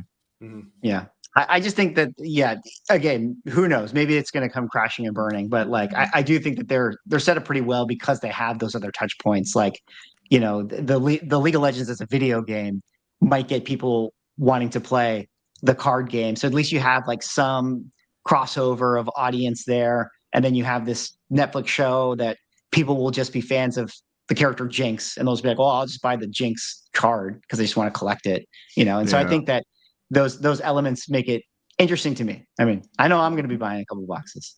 I mean, I want to see what some of that art ends up.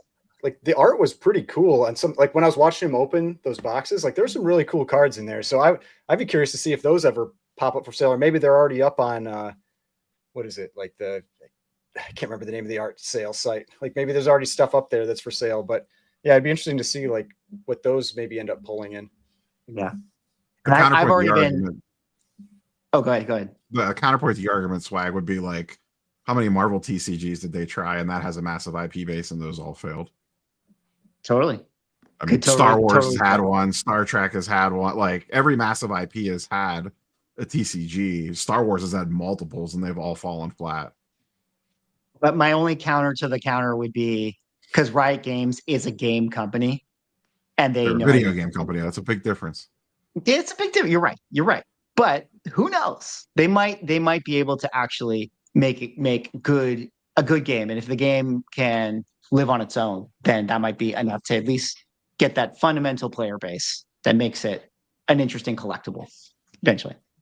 But I think with that, we've been going just about 2 hours, and I feel like it's probably time for us to wrap up episode 2 of the Ungraded Truth show, the #1 show in the world with the fastest growing audience, the fastest growing YouTube channel, which of course you guys need to go to and subscribe. The Ungraded Truth at The Ungraded Truth, youtube.com/@TheUngradedTruth. Find it, sub it up, go enter Manu's giveaway, and give yourself a chance to win, that 316. But, gentlemen, it was another great show, another one in the books. Where can people find you? What do you got going on? Anything else to say before we tune out? I'll leave it open to you guys. I mean, the first thing I got to do is I just got to start like making some stuff, that you can grab like screenshots. Yeah. We need thumbnails here, guys. Give me thumbnails. I'm so gonna really upset Ryan and like shocked Ryan, and I don't know, like you can grab those and use those for the the thumbnails. But I mean, I haven't put out quite as many videos the last couple of weeks, maybe like 1 or 2 weeks, but I had one out on the Superman 1, and I talk about like the action one and some other things related to that. If you want to go check that one out, that came out earlier today. Rob, Manu? Neocards and Comics. You can find me on all the various social platforms if you want mostly card takes with an occasional pop culture / comic book video thrown in. Do you even collect comic books? Someone asked that in chat, and I was know. like, collects. hold on a second. No, I don't collect comic books at all. That's zero. Let me get that Nope. Pressman, though. Don't care about comic books at all. I just want to make sure I gave you a chance to point those out back there. The Rob the CGC shill, just all CGC on his wall behind him. Oh wait, He's hold on, got PSA. I got a PSA Oh, prototype. there it is. There we go. Oh yeah, prototype. There you go. Yeah. When is the prototype going to be collectible? All right, Manu, take us home. What do you got going on? Where can people find you? Let us know. Come hang out with me on Instagram, please. The 9.9 Newsstand. That would mean a lot. Thank you, all our friends who hung out. I will work on the audio. I have no idea what's going on. I'm working on it, I promise. Comic Book Investments. Dave is with us. He says it's a 10 show. Dave, what's going on, my man? Hey, I want to argue with you on a screen sometime. Let's make that happen, please. Like, just I want to have a good time, and I want to disagree with you live. I think it'd be a blast. So, but anyway, great show, guys. Thank you so much. And thank you, everyone, for hanging out. We'll see you in a few weeks. And I'll shill it a little bit. Guys, CBB Auctions. I got a promo code. You know, you can use this. Check out their auction. They got it going on. Things end tomorrow. If you want to use promo code SWAG, SWAG, you'd save 5%. Think about the numbers here. Think about this. If you spend $5 billion and I'm saving you 5%, think of how much money you're saving. We demand a cut of this. You're using our likeness for this advertisement. Yeah, what's this? This is a swag sponsor, not an ungraded. All right, we got to end the show, guys. It's been a wonderful show. Have a great Saturday night. This is the Ungraded Truth You're Podcast. catching on. We'll catch you on the next one. Great show, guys. Thanks so much for hanging. Peace out. Detective Comics set a record for 1.8 million. Nobody really cares. Who are annoyed that people are asking them questions, is this book banned? That question didn't exist a year ago. Somebody's submitting like 25 vintage books and getting 15 9.9s. We always think, how could it ever get crazier? And then it always does.